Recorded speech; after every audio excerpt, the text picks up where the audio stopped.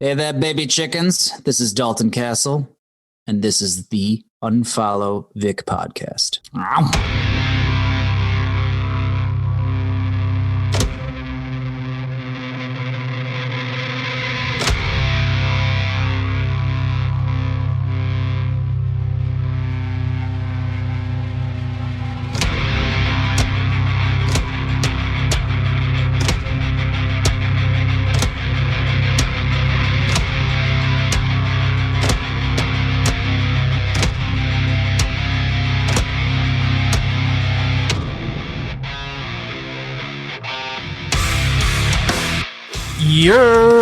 What is up?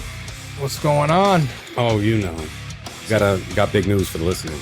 What big news? What do you got? Big news. I got the big news. That's Marco's voice, by the way. Don't talk. We'll introduce you in a minute. All right? Let's not change it up here. Ooh, he listened. He listened. Something you don't do, Jack, by the way. True. So, yeah, we got Marco in the studio. What's going Figure on? we need another hand. Victor took another personal. Is that what we're calling it? Yeah. But Jack, actually, surprisingly, is back in the studio. We're here in Yonkers, New York. What's up, New York? Junkers. Yeah, and he came from California to New York. He's got some family stuff he's got to do, and also he's coming in here to do the episode. So welcome, Jack, back to New York. What's going on, man? It's good to be back. Yeah, Fucking sunshine and palm trees. sunshine and palm, I miss palm trees them. and sunshine, actually. Not here, though. Definitely Not not here. here. Here, it's just the other side of the coin. Garbage and cardboard. It's all over the place. Yeah, Haze and smokestacks. exactly. So how do you like being back in New York? Is it doing anything good? Like, at least you get to see your family. Yeah. I mean, I miss the people for sure. And the food. Oh my God, the food. Wait, Jesus. No, we gotta go out and do it big. Big. Big, I think. At They least got good once. steakhouses in Cali? They got all right steakhouses in Cali. The pizza? No, Pizza sucks. yeah. Come on. Dude, I went over there. They had a giant microwave. That's how they did my... I said, I want it well done. They put an extra 5 minutes on it. Yeah. I was like, this is garbage. They ran it through the conveyor belt one more time. The thing with California, man, if you go get a steak, they slather it in guacamole or whatever the hell you used avocados for, man. How dare you? Yeah. But, No, the food is something else. I mean, I know you're here for all the reasons plus the podcast, but you are thinking about coming back to New York. Yeah, I'm also here doing a little scouting, a little Yeah? home scouting while I'm out here. Have you figured anything out? Are you liking it? Not liking it? I need to be as far away from the city as possible. I learned that. Of course, everyone does. So, I mean, fuck, you can't park, drive, or anything without catching a ticket or paying some down payment to fill your car up. yeah, along with all the other bills. Yeah. Yeah. But I mean, it is a big thing. I mean, but Jack is originally from Queens. You left because of the military, you? and you ended up staying out there, which sucks for me because you are the best friend, and to see you out there, I don't get to see you. So now you're in the studio, which is good. I like This is it. fucking awesome. Aw, you guys gonna dock later? I mean, Yeah, we might dock. No charge though. As long as I'm watching. That's first it. one's free. So we got Marco, which is Jack's biological brother. Marco, how's it going? What's going on? How you doing? Marco, you were on a couple episodes, season 1. Yeah, I was on maybe about 3 of them, and I actually talked about buying this place, and it actually went through. It took almost another whole year, but it went through. But you're here, and this is actually where we're recording. So I actually had to get all my setup and bring it here. Mm-hmm. Hopefully it's not that bad. A little, it's roomy. It's a big room. A little echoing. I can assume, but Hey, when you got a pop-up studio, you're gonna have to take some hits. I guess. Sometimes a little bit more noise in the background. Yeah, it was better, dude. I'm not a fan of the Zoom. Yeah. I mean, I don't mind it when we have a guest, which we do have a guest later on today, but I don't know. It's just harder. The audio is not that great. You know what I mean? It's just, it's a pain in the ass. I'd rather set up and do what we do here. This is a nice setup, actually. So I want to give myself a pat on the back for that one. As you should. Yeah. What's your wife think about this whole, is she down to come back to New York or what? I mean, again, we miss the people and the food, but that's pretty much where the list ends for the pros. It's hard to rationalize moving back to this coast. We love the weather. Well, it has the pros and cons. And it has the pros and cons, yeah. But I mean, it's just, yeah, but when was the last time you went on a date with Amanda? Like you had your baby and that was it. It's been forever. Yeah. Like, you guys have like no child care because obviously you're working, she's working, you stay home, she stays home. You guys never went on a fucking date since then. Super parents, bro. It's what it is. But hey, I'm here in New York. We're looking around. We see where we can go with it. Weed's legal. Oh, Did you get any touch on that? Oh, yeah. Good shit or not Cali shit? No, I'm going to put it right up there. Yeah? Right up there. So New York is coming back? The illegal the illegal New York weed is just as good as the legal California weed. Well, it's legal stateside, not federal. Yeah. For those thinking. But yeah, I mean, but how's everything with your wife? Everything good? No lemon law in effect? No. There's no. How long? Man, that would be great. Like, especially for single people to say that, you know, like wives can come with lemon laws. Yeah. Imagine that. What do you think? Like, what would the limit be? 6 months? 6 months? Because I know for cars it's 3 months, right? I would say 18 months. 18 months? Yeah. And it starts 18 months. And it starts from the minute you're married together. to the minute you say I do. Okay. Is when I think you should have a lemon law in effect. You think yeah, girls I think would if be able you to, know, and this goes for women too. I don't think anybody would get married. You don't think so? No, because well, why not get married and then hey, if it doesn't work out, fuck it. No, I mean, I don't think anybody would get married because if you're waiting for the perfect moment, right? You're waiting to see, well, is this person compatible and this and that, and the girls are trying to keep, because I've been with a lot of crazy people. Like I got lucky with my wife, but you did get lucky. Crazy people, and I'm not gonna lie, like I don't see the crazy ones keeping that down for 18 months. Like that's like trying to keep a demon inside you without an exorcist. Yeah. I don't think. To be honest, man, I think there's going to be a lot of free trials going on. It's like everyone got to right under the wire day before. Boom, you got to go. Why? Just because. Just because. I got to switch it out. But I don't know. In a way, I mean, yeah, I get it. You date, but it does. I think getting married. I'm not married yet. But it might change everything. You know how you date someone and then 6 months later to a year, their true colors come out. Yeah, I mean, that's for guys and girls. Yeah, well, mostly for both. And I think girls need to have a little better choice with men. I'm telling you right now, like I said, I break man code on this show a lot.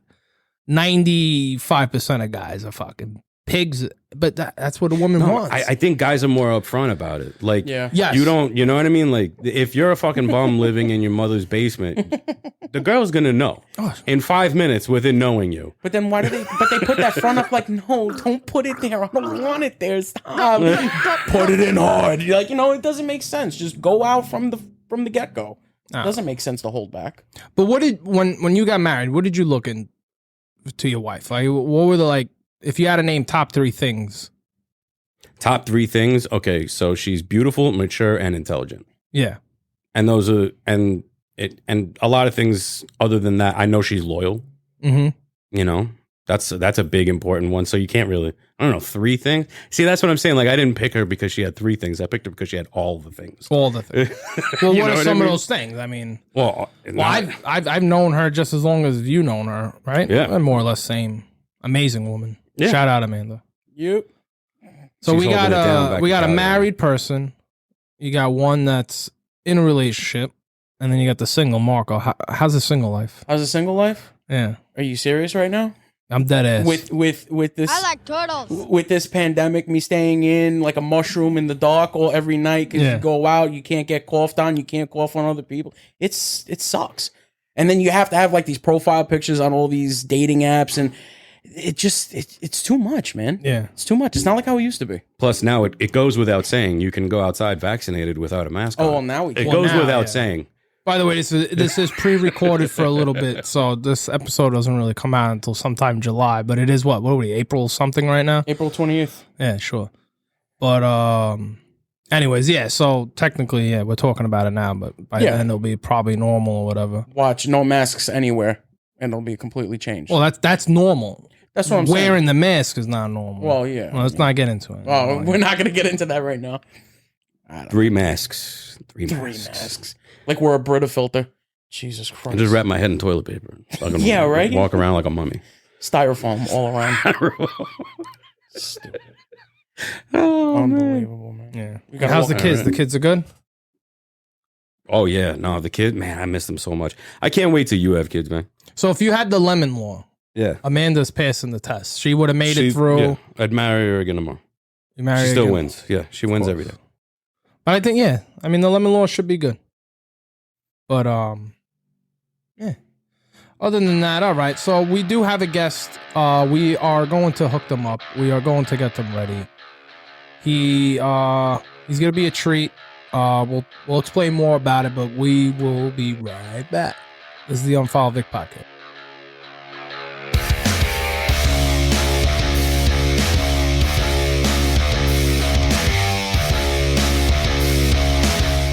For more content and behind the scenes, visit us on Instagram, Facebook, and YouTube at UnFollowVic. Enjoy the show. Hey, this is creator and impressionist Gary DeNoia, and I'm your special guest on today's UnFollowVic podcast. All right. Today on the show, we would like to welcome a very funny, very talented Jersey native actor and comedian. He is the voice of our season 2 intro. You can't go down a YouTube rabbit hole without watching a few of his videos. He's a new addition to the show, and we're glad to have him on board. Please welcome Mr. Gary DeNoia. Gary. Hey, that was a really good introduction. Was Thank it? you. Nice. We spent months Yeah, it on was. that It was fucking like, I've never been a part of a YouTube rabbit hole. I feel like I'm usually on the other end of it, going down one. So glory to be hole? on the other side of it. No, that's in the next yeah. room. It's in his bathroom. That's I was wondering it's what like those the Pornhub rabbit hole, right? It's Oh, like man. you go on looking for like one particular video. Yeah. And then you see everything else. You're like, "Ooh, let me check out this one." And then the next screen pops up, and you're like, "You know, fuck, there's a good video on here too." Yeah. And before you know, it's like And then you're in the related Like if ones. you're going, Grandma? Yeah. What are you doing? it's like you have a grocery list, and there's just one thing on that list, and then you get to like the checkout aisle. It's like, how did I end up with a fucking basket full of all this shit? Yeah. I don't eat capers. How did I get capers? I'm still looking for my white whale.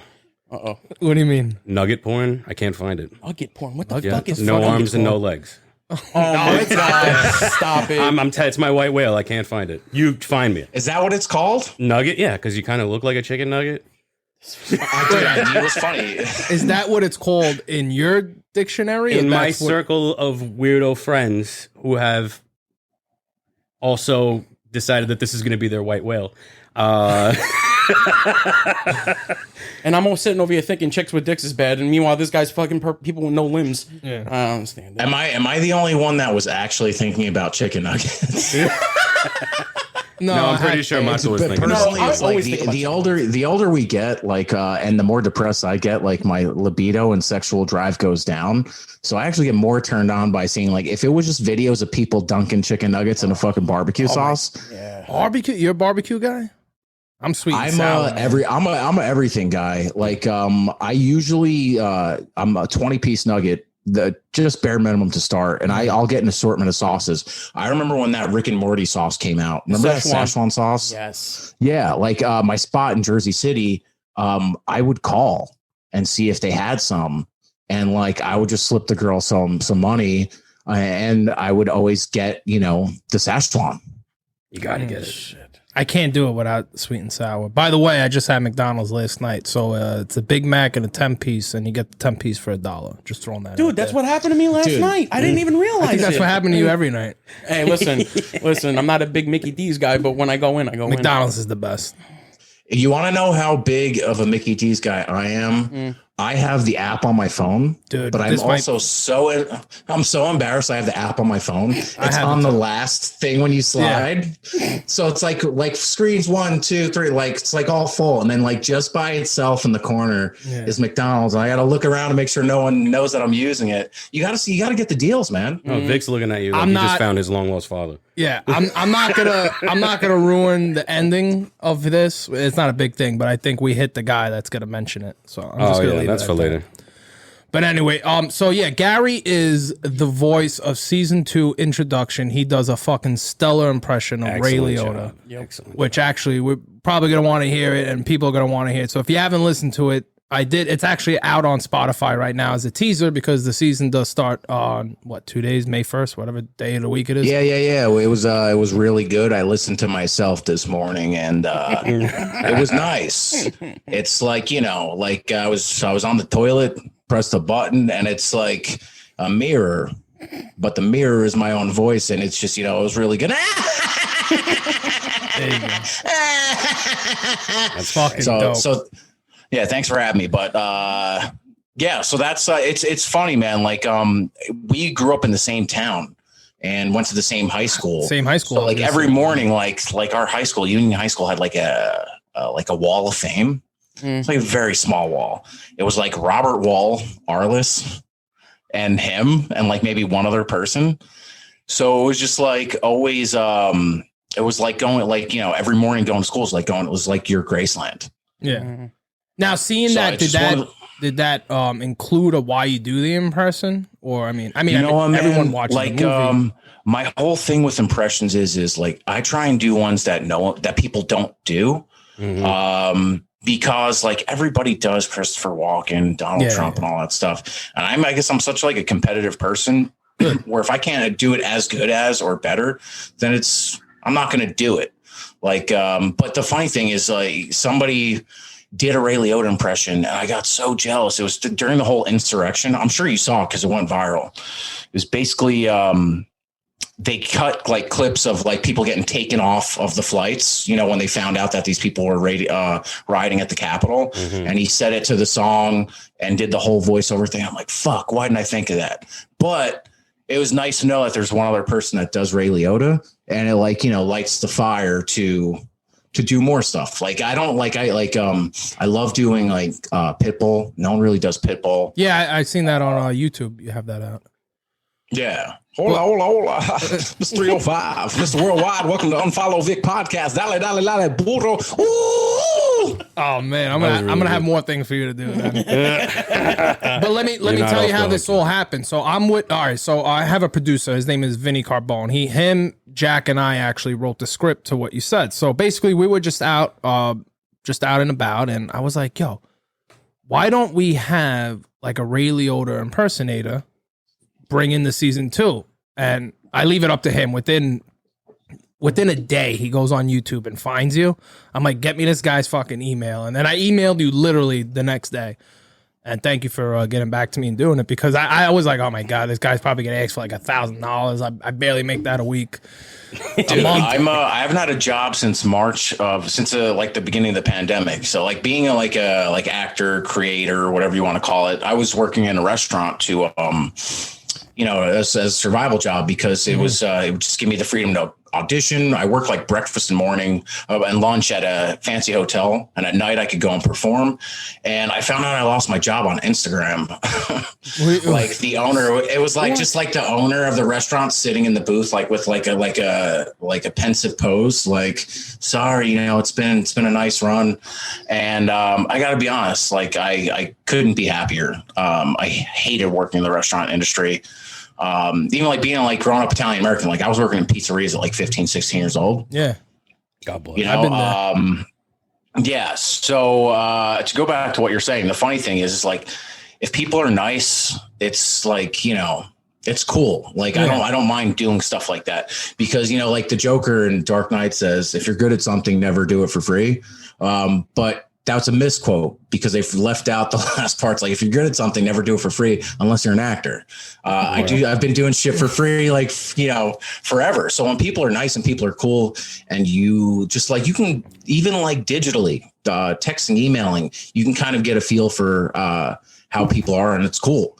And I'm always curious to see how people find me because like last year I did voiceover work as Ray on a guy's rap album. Okay. And he was like, we're actually friends now, but at first he was like intimidating. I was like, all right, like whatever he offers me, I'm just going to say yes to, because I'm not going to fucking I'm not going to bargain with this guy. And when we get out to the studio and he pays for the session in cash, huge fucking wad of cash. It's like, whap, whap, whap, whap. And I'm like, fuck, I should have asked for more money. But like Vimeo is not a thing. It's so annoying. By the way, when you're closer to your mic, it sounds a lot better because it's a condenser. So we actually had that problem before, not to cut you off. Oh no, that's okay. So I'm just gonna like make it look like I'm fucking deep throating this thing. That's what basically maybe we're it doing needs to turn because we found out that these mics. I just bought them. These are brand new mics. Maybe they don't. I don't want you to hold it because just rotate. Yeah, roll. I want your hands moving. You're half a guinea over here. He's about to Frank Sinatra it, man. Leave him alone. You good now? I did it my way. I'm just gonna put it back in. And, yeah. So where were we before you fucking ruined my story? I have no idea. We were talking about.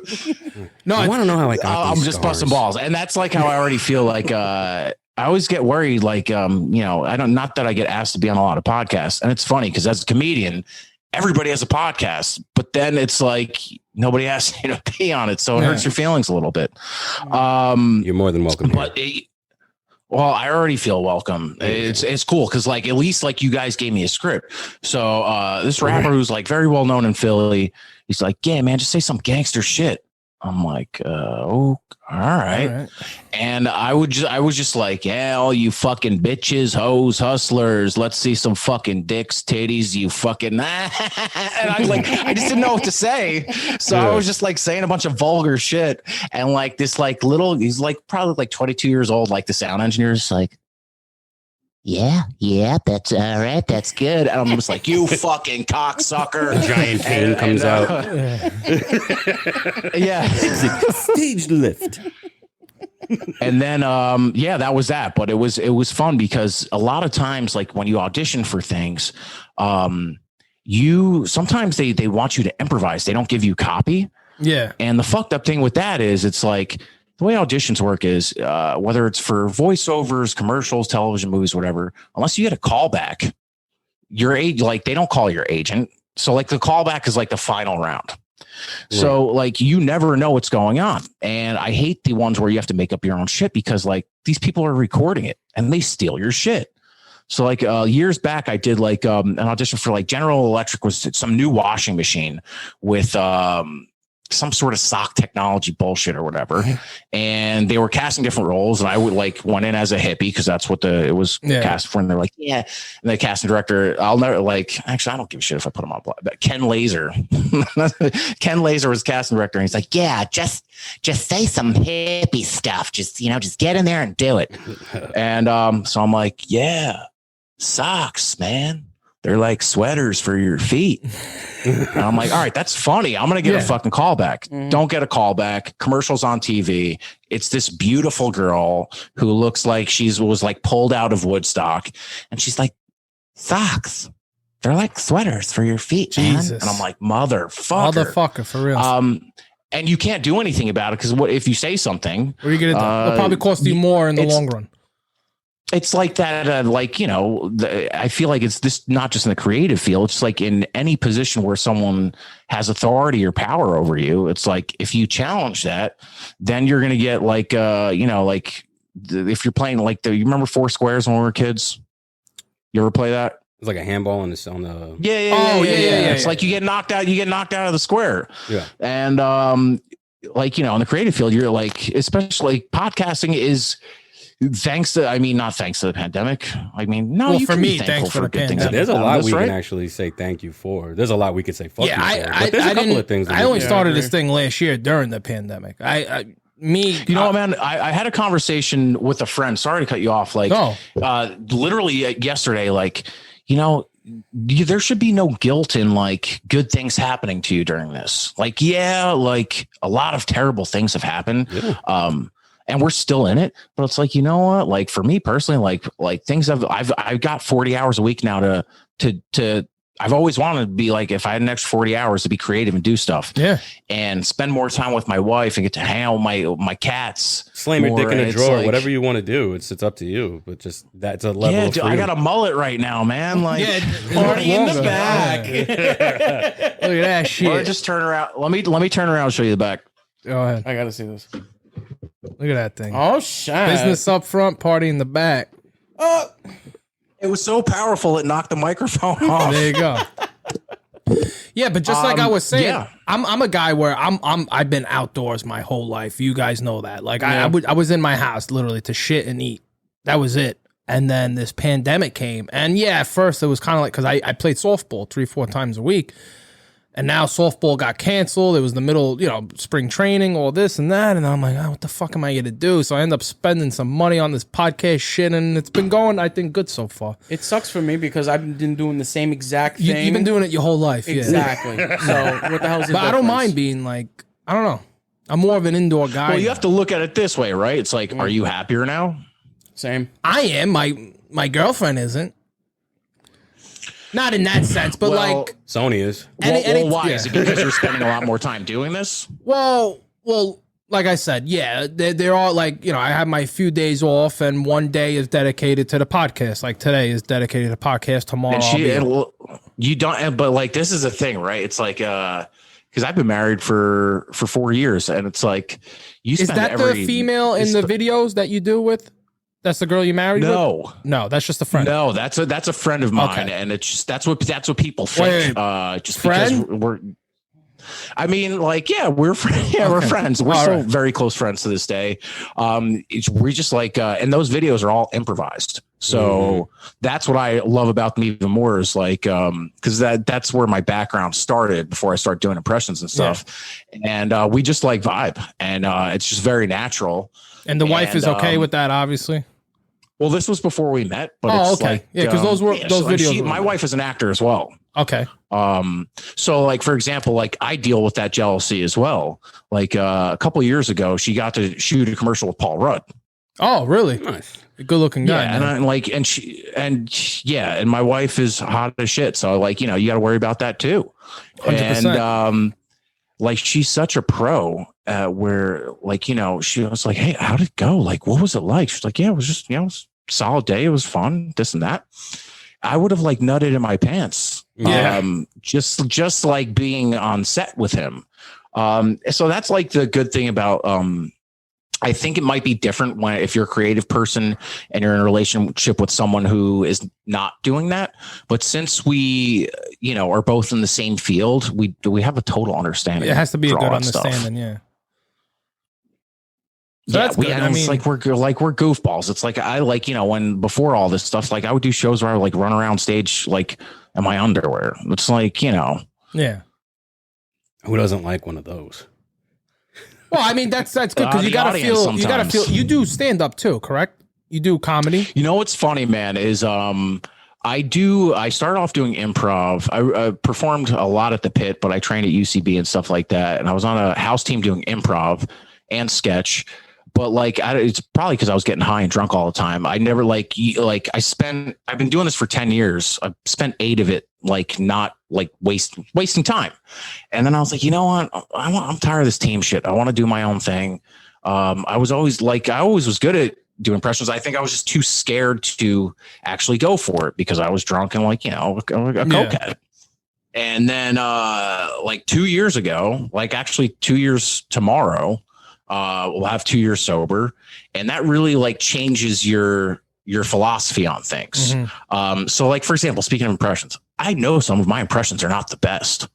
I think like impressions have to be like, they can be spot on, but good enough is good enough in the instance of impressions, right? Yeah. Because it comes from like 3 different like things, at least my like philosophy. It's like the voice, mannerisms, and a point of view. I think the mannerisms and the voice are definitely like the voice is one thing, like audio. Like when I'm playing my thing on this podcast, it's audio too. But if you have the mannerisms, that complements the audio a lot. Oh, absolutely. More. And then the mannerisms can make up for the lack of the voice stuff. So like Vin Diesel, when I do Vin Diesel, he's actually a very, very smart guy, but I play him, you know, like he's a dummy. Yeah. So like, you know, for example, is like I did a show where I rewrote Tortoise and the Hare to be like Fast and the Furious. Mm-hmm.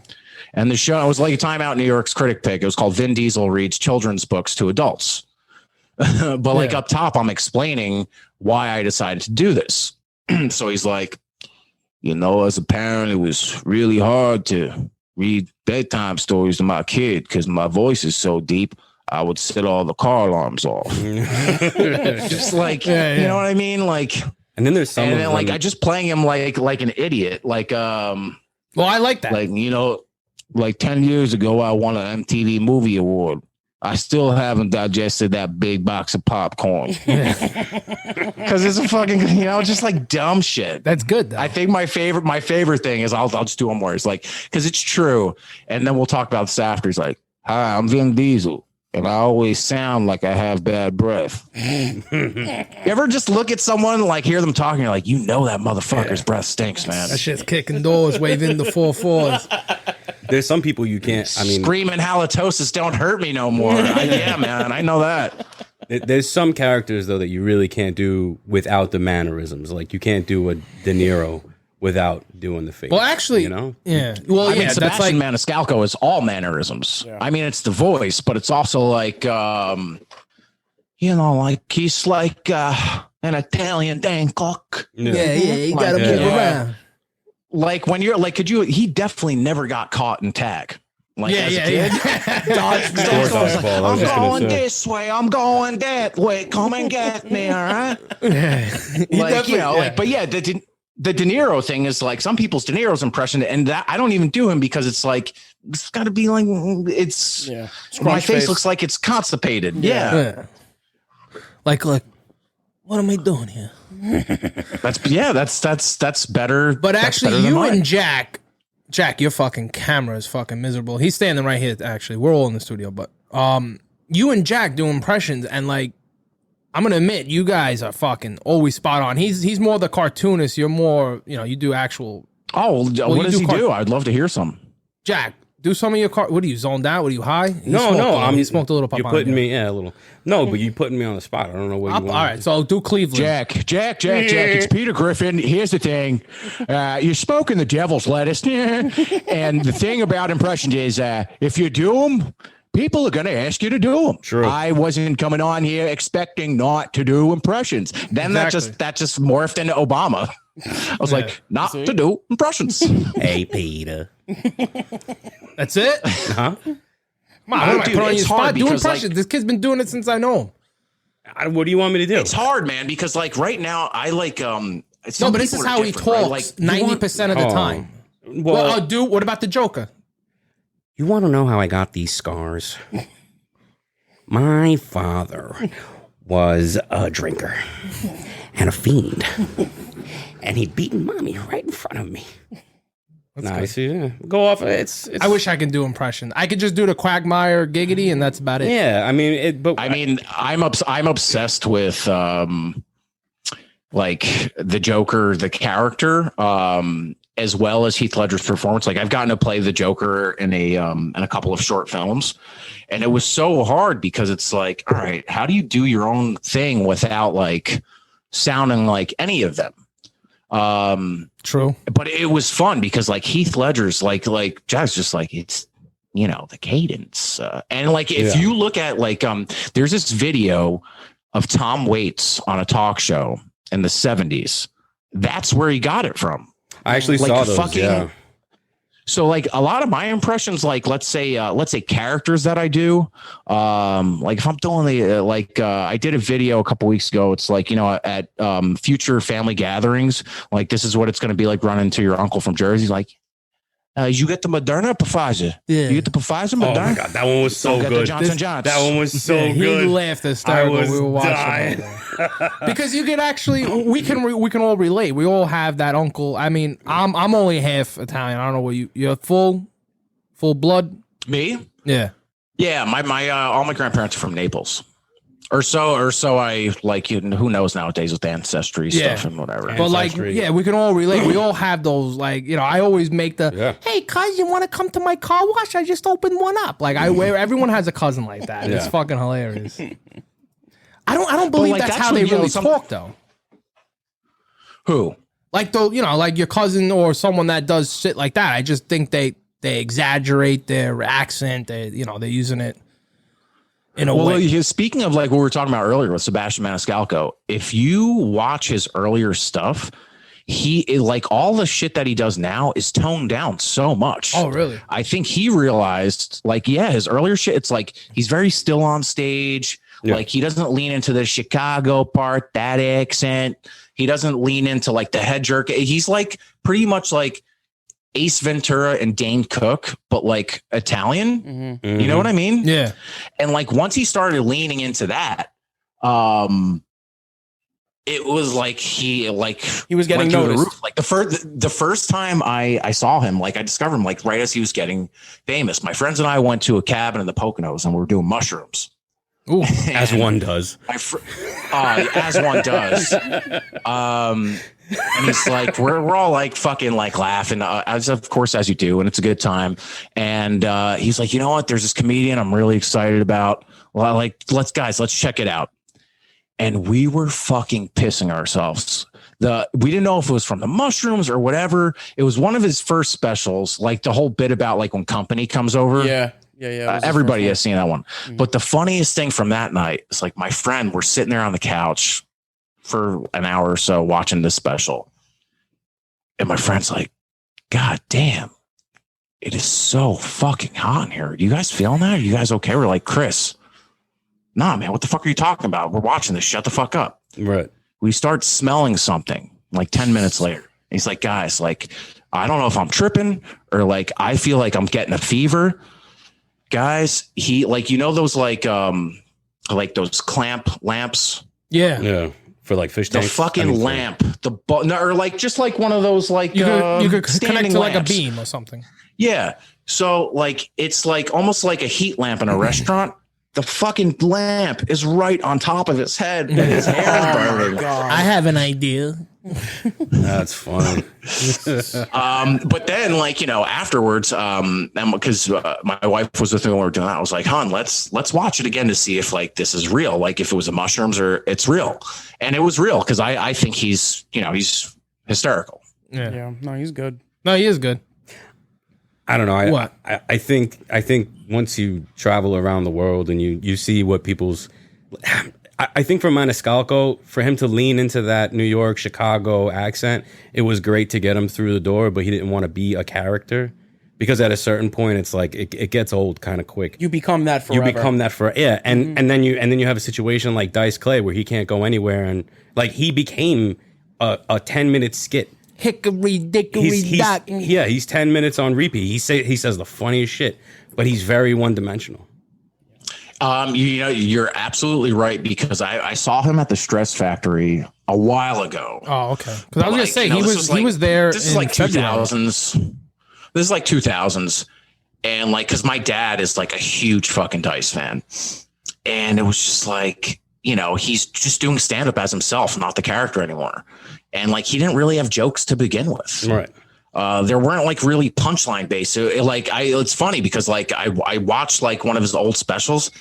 I was like, man, this shit is like, I like find it funny, but it's like, he can never do that now because it's so offensive. We talked about that Yeah. the other day. The funny part is we talked about that the other day. I listened to one of his first ones and I'm, normalized with all this stuff because I grew up in the 90s. So we heard all this crap. Dude, for some reason, it made me cringe. I was like, oh my God. I'm like, I can't listen to this. This is bad. This is real bad. I had to turn it off. I was like, this is like, and you know what? Like, I appreciate, like, I think we can all appreciate jokes and comedy, but I'm like, damn, this fucking guy is saying some racist shit, Unbelievable. homophobic stuff, and then just like really misogynistic stuff, like yeah, go fucking make me dinner to a woman in the audience. And the craziest thing, like it's I funny, use this right? term, like this wrestling term, like the heat and the pop he gets from his crowds during his heyday. Yeah, dude, you would have thought it was like everyone says the Beatles or whatever. It was like they would cut to shots of the crowd, and it would be these skinny white guys in button-up shirts, just like yeah, and it's like Brent, calm down. And even the women, it was like he'd be like, "Fuck you hooah," and then she'd be like, "Yeah, I'm a hooah." Unbelievable, man. It's like nuts. So like I think certain things like you have to evolve. It phases out. I think you need characters like that at all times, so I'm just saying, don't stop people from doing that character. Like if he were to do it, but just so that everyone's like, okay, that's funny because it's impossible to be seriously like that. Like that's why it's funny. But if you start to fear it, you start to think like that's a possible person that anybody could be. You know what I mean? You need to poke fun at it to make sure, not to make sure, but to. I like to create. I like to laugh at things like that because I know I could never think that way for serious. It's a joke. What my take? Listen, I'm. Go ahead, Vic. No. What I was gonna say, my take on it is like, that's how it was back then. I can't criticize it because I think comedy is definitely changing. I don't know if it's changing good or bad, but shit like that in the back, that's how it was. That's how it is. Now, if you listen to it, it's like, just like you said, it's like, what the fuck? For a second, it hits you. So I guess it is playing transitioning to one of those things. But like for me, Dane Cook, I never found him funny. I don't think he'll be as funny as he was 10 years ago today. Apparently, you're not alone. Over. I'm more of the Chris Rock, the fucking Dave Chappelle. Chappelle will never lose it. He would never lose it. The ones that walked up to the line and stuck their dicks over it.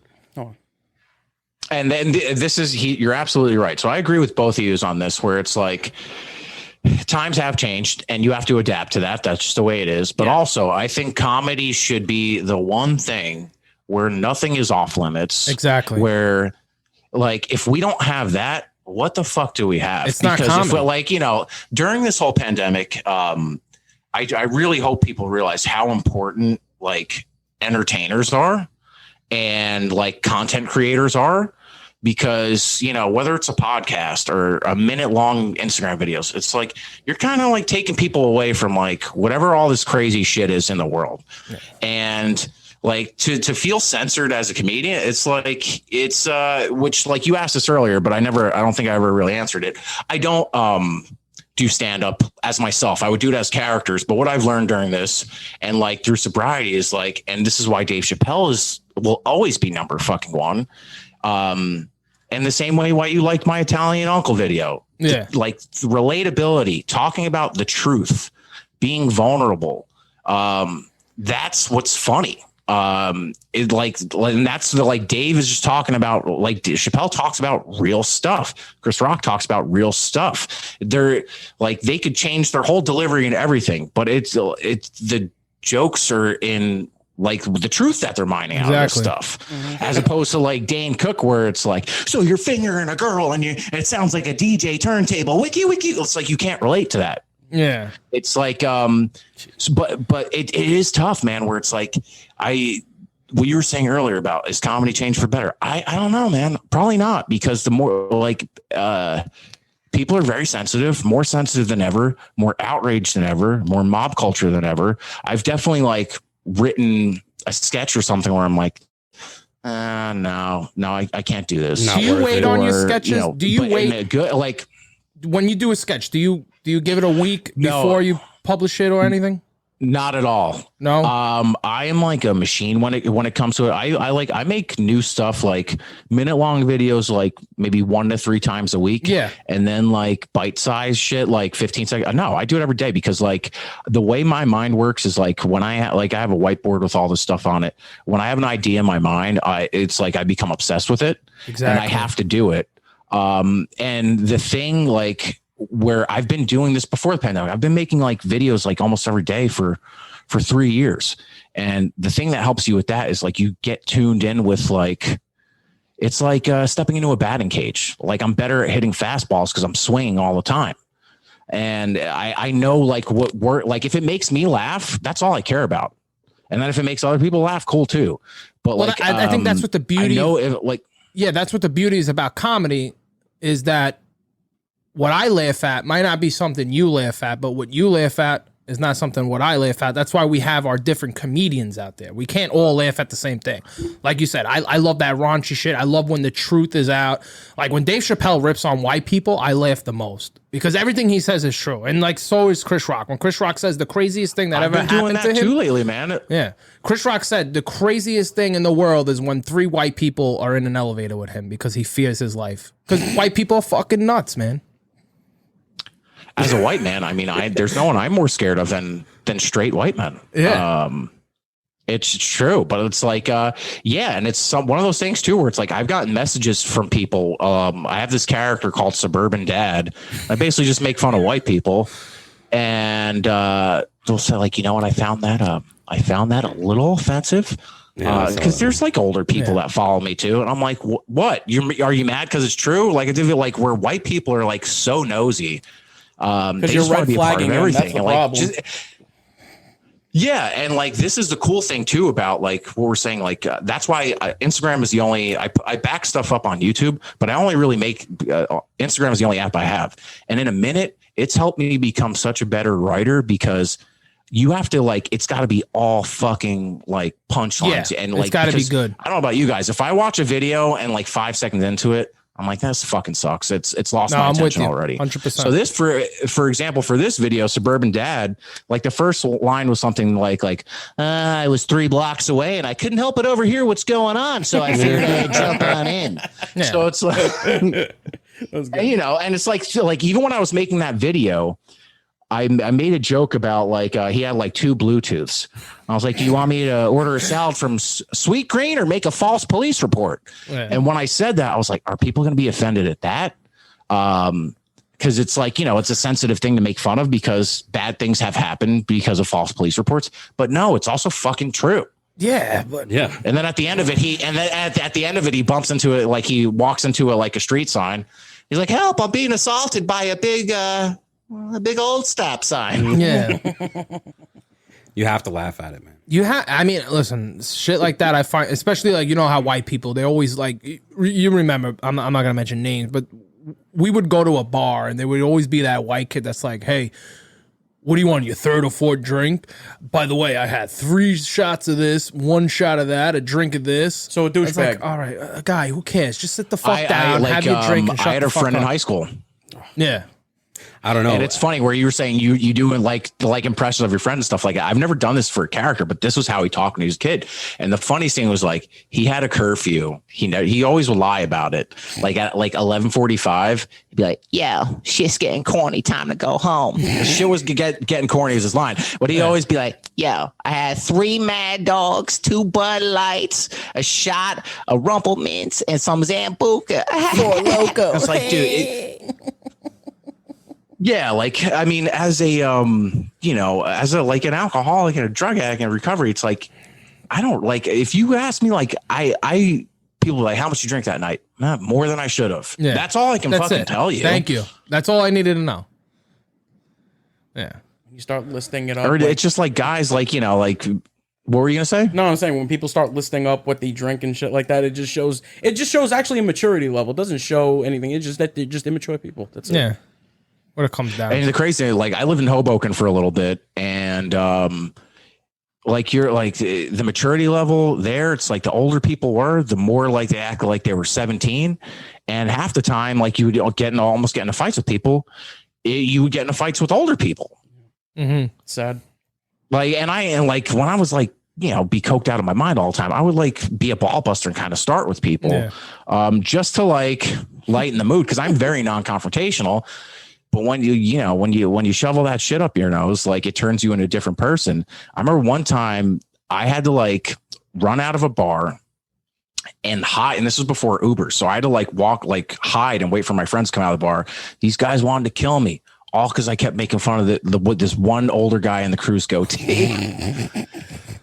I was like, you fucking bitch ass with your fucking little dirt goatee. And like, you know, little like in Hoboken, stuff like that would set people off and want to fight you. Really? You have to be careful. My, how times have changed. Well, I definitely want to get into your experimental lives, but before that, like, what's your creative process? I mean, I know you mentioned the whiteboards and all that, but like, do you just sit down and actually force yourself to get into an idea, or is this something where like one day you're fucking walking your cat or whatever, and all of a sudden it's like, boom, I got this fucking beautiful idea I got to start hitting on? Well, it's a lot of different things. I would say the biggest thing is like, I treat this like it's a job. Like, you know, creating content, and I didn't always do that, and that was why, you know, I still ain't shit, but like even back then it was like more of that. Now I truly treat it like it's a job. Every morning when I get up, I devote like half of my morning to just writing and figuring stuff out, and I'll look at my whiteboard and see what's going on. Yeah. But I check Twitter every morning to see what's trending, see what's going on in the news. I'm not really a political or topical comedian. Good. But you know, when because I like to stay in my lane, stick to what I'm good at. And so like if I see something, and like 2 weeks ago, I was scrolling, all I saw was just people taking like vaccine pictures, but they look like fucking photo shoots. Yeah. And I was like, who's doing this? And I just write, I have like, you know, my little notebook. I'm like, who's doing this? Yeah. In all caps. And then Everyone like, from like, all Williamsburg, right. Brooklyn. You didn't do it? You didn't have a photo shoot for yours? I'll start the wheel spinning. I'm like, oh, all right. Like I could just make fun of these people, but that's like an easy thing. All right, let me try and make fun of it, but still make it like something where people can watch us and not get mad. Yeah. So I did like, I did this bit as like a vaccine photographer, and it was just like this German guy, like, you know, just for $20, I can, you know, make it a memories that will last for like 2 days, Yeah, or something okay. like that. Look at me, now open. Open. Yeah. And you gotta be quick with the jokes, You're because giving me. they just start making fun of themselves, like the most bizarre stuff. It's like when people vote, we understand you're voting. You don't need to post about it or With that sticker, they're just Yeah. like, look what I Yes. did. I voted. Yeah. Hello. So this like, it's like, just do it, man. Watch, they're gonna have a vaccine. Let But, me like, know these are like- when you get a doubles 3-way. That's the stuff I want to know. Just so I can save your fucking contact. I'm gonna upload a photo. I just cut a piece of cheddar, and I'm gonna hold up the slice. But what were you saying? Unless you're a chef, unless you're a chef, I don't want to see food pictures. I'm sorry. I'm waiting for the next TikTok challenge. But like, get as so, many like, vaccines as you can. There's different levels where it's like this one I'm talking about is like punchline driven. So I'll just write down punchlines. Like one was like, you know, you're giving me CVS, and what I really need is CV. Yes. And I'll just roll my phone and rattle off all of them and pick the best ones and get it down to a minute. Then there's ones where I did last week. I do so many. So it's like last week I did a $25,000 pyramid, but New Jersey style. So that is a game show, and I played 3 different characters. So it's hosted by Steven Van Zandt. Mm-hmm. You know, I got this thing up top, and I do this thing, and I write it, and I always know if it's things that I'm writing, if it's longer than a page, it's longer than a minute, so something's got to get cut. And those I will write lines to, because when I'm like, you're double green screening yourself in, you need to make sure the timing's right. I can't really improvise, or else like it's not going to sync up. Right. So I actually have to follow the script. Or when I do stuff with friends, and I used to do that a lot back then, but now it's just like you can't see anyone, and you can only shoot so many stuff on Zoom. But that stuff you'll stick to the script. Hold on, I'm looking at my board now. Yeah, and then other stuff like I do a lot of dubs where it's like I take old movie scenes and TV shows, and then I redo them with Philly accents. So for that, like the biggest thing I do sometimes to put the pressure on myself is in my stories. For videos I know I'm going to do, like I have the idea for it, but I have not even done. I'll be like dropping tomorrow, the Philly version of Grease. And I'm like, all right, what the fuck am I going to do? What's I to love a good the pressure. Philly accent? What's to it? Like, what is it? What is it to? The thing is what it is, you know, there's any accent, right? You fucking dickhead, there's vowels to it. And I'm just listen, just shut up and listen, because it can be difficult. It can be real difficult to understand what I'm doing, where I'm coming from, how I'm doing it. But it's really just harsh. But like, you know, I'm not from the area, right? So I do my research. Like I pick up like, you know, like I know like the wealthy areas. So like when I did like I did Gone Girl and I called it John Girl. And he's like, hey, hon, welcome to my Chestnut Hill bachelor pad. You just want ice water or something? It's like any accent. It's like the vowels are how, like, I at least figure it out. Like, I'll like read, I'll read a newspaper. And just like with Philly, it's just like everything is like in the mouth is like, it's harsh. You're like pushing it out. If that makes any sense. Whereas like with Ray Liotta, everything I'm doing is on an exhale. So like, because it's like, you don't want it to sound breathy. So like, for example, like every time I'm talking like this, it sounds like it's all just pushing out, and I'll talk as fast as I can until fuck you. I'm out of breath. I can't do anything. And I got to start over. So like, it's weird, man. Like, there's these there's good videos on YouTube that will teach you how to do like the accents. Okay. And then the biggest thing that helps me is I spell things out phonetically. Really? So like for like Philly, people call the bathroom. So BAFFROOM. If you just wrote that down and said it, you got it. Like they say, like water is water. WOODER. Water. And water. Yeah, exactly. Yeah. So it's like spelling shit out phonetically definitely helps. Save your secrets. You don't want anyone biting from the show. Someone might listen to it and start writing fucking Philly script. You can't do what I do. Some guy came for me, like I had to block him last week. I did like the Titanic, and apparently like somebody did it like 5 or 6 years ago. It was on YouTube and it was on like Philly news channels and this and that. And it's like, I don't consume other people's content. Yeah. I think that's like, I listen to a lot of podcasts like yours and others. Really? Because it's like I'm home now more, so it's like I have a ton of anxiety, so it's like listening to podcasts calms me down. I listen to it when I'm cleaning, when I'm cooking, if I go out for a walk. I just like that. But like do not like consuming like other comedians' content because it's either not good or I get jealous. But like, so this guy's like, bro, you're a fucking hack. You're ripping this guy's shit off. And I look it up and it's like, and it's just some guy like, Rose, we're by the water. And it's just like fucking shit. And like, I made the mistake of engaging with him in the comments. Cause like I were like those videos, the Philly ones, they take a while because I'll pull like 20 minutes worth of clips and I have to not only narrow it down to a minute, but I'm actually like trying to tell a story in a minute. Exactly. So like for Titanic, they were going on a booze cruise on the Schuylkill River, which is like the river in Philly.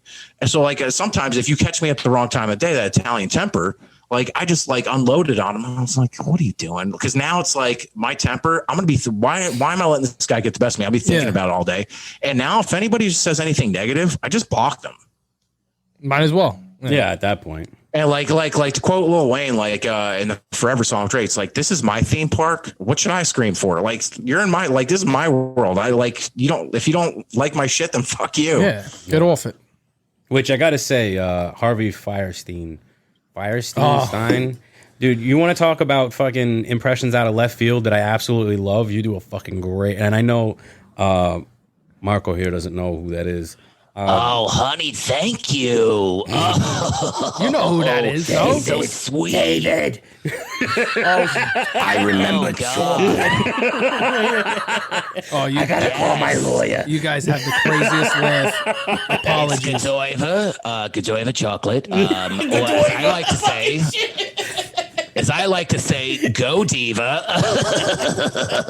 No, but I think that those are also some of the best ones. The ones that you. Well, I want to know what impressions you do. I mean, we got the Ray Liotta. By the way, I really appreciate that, and I don't do him more because I think like unless you're like you like love Miss Doubtfire, which is like where I first discovered Harvey Firestein, or you're not like a theater person, you don't like. It's not like people won't share it.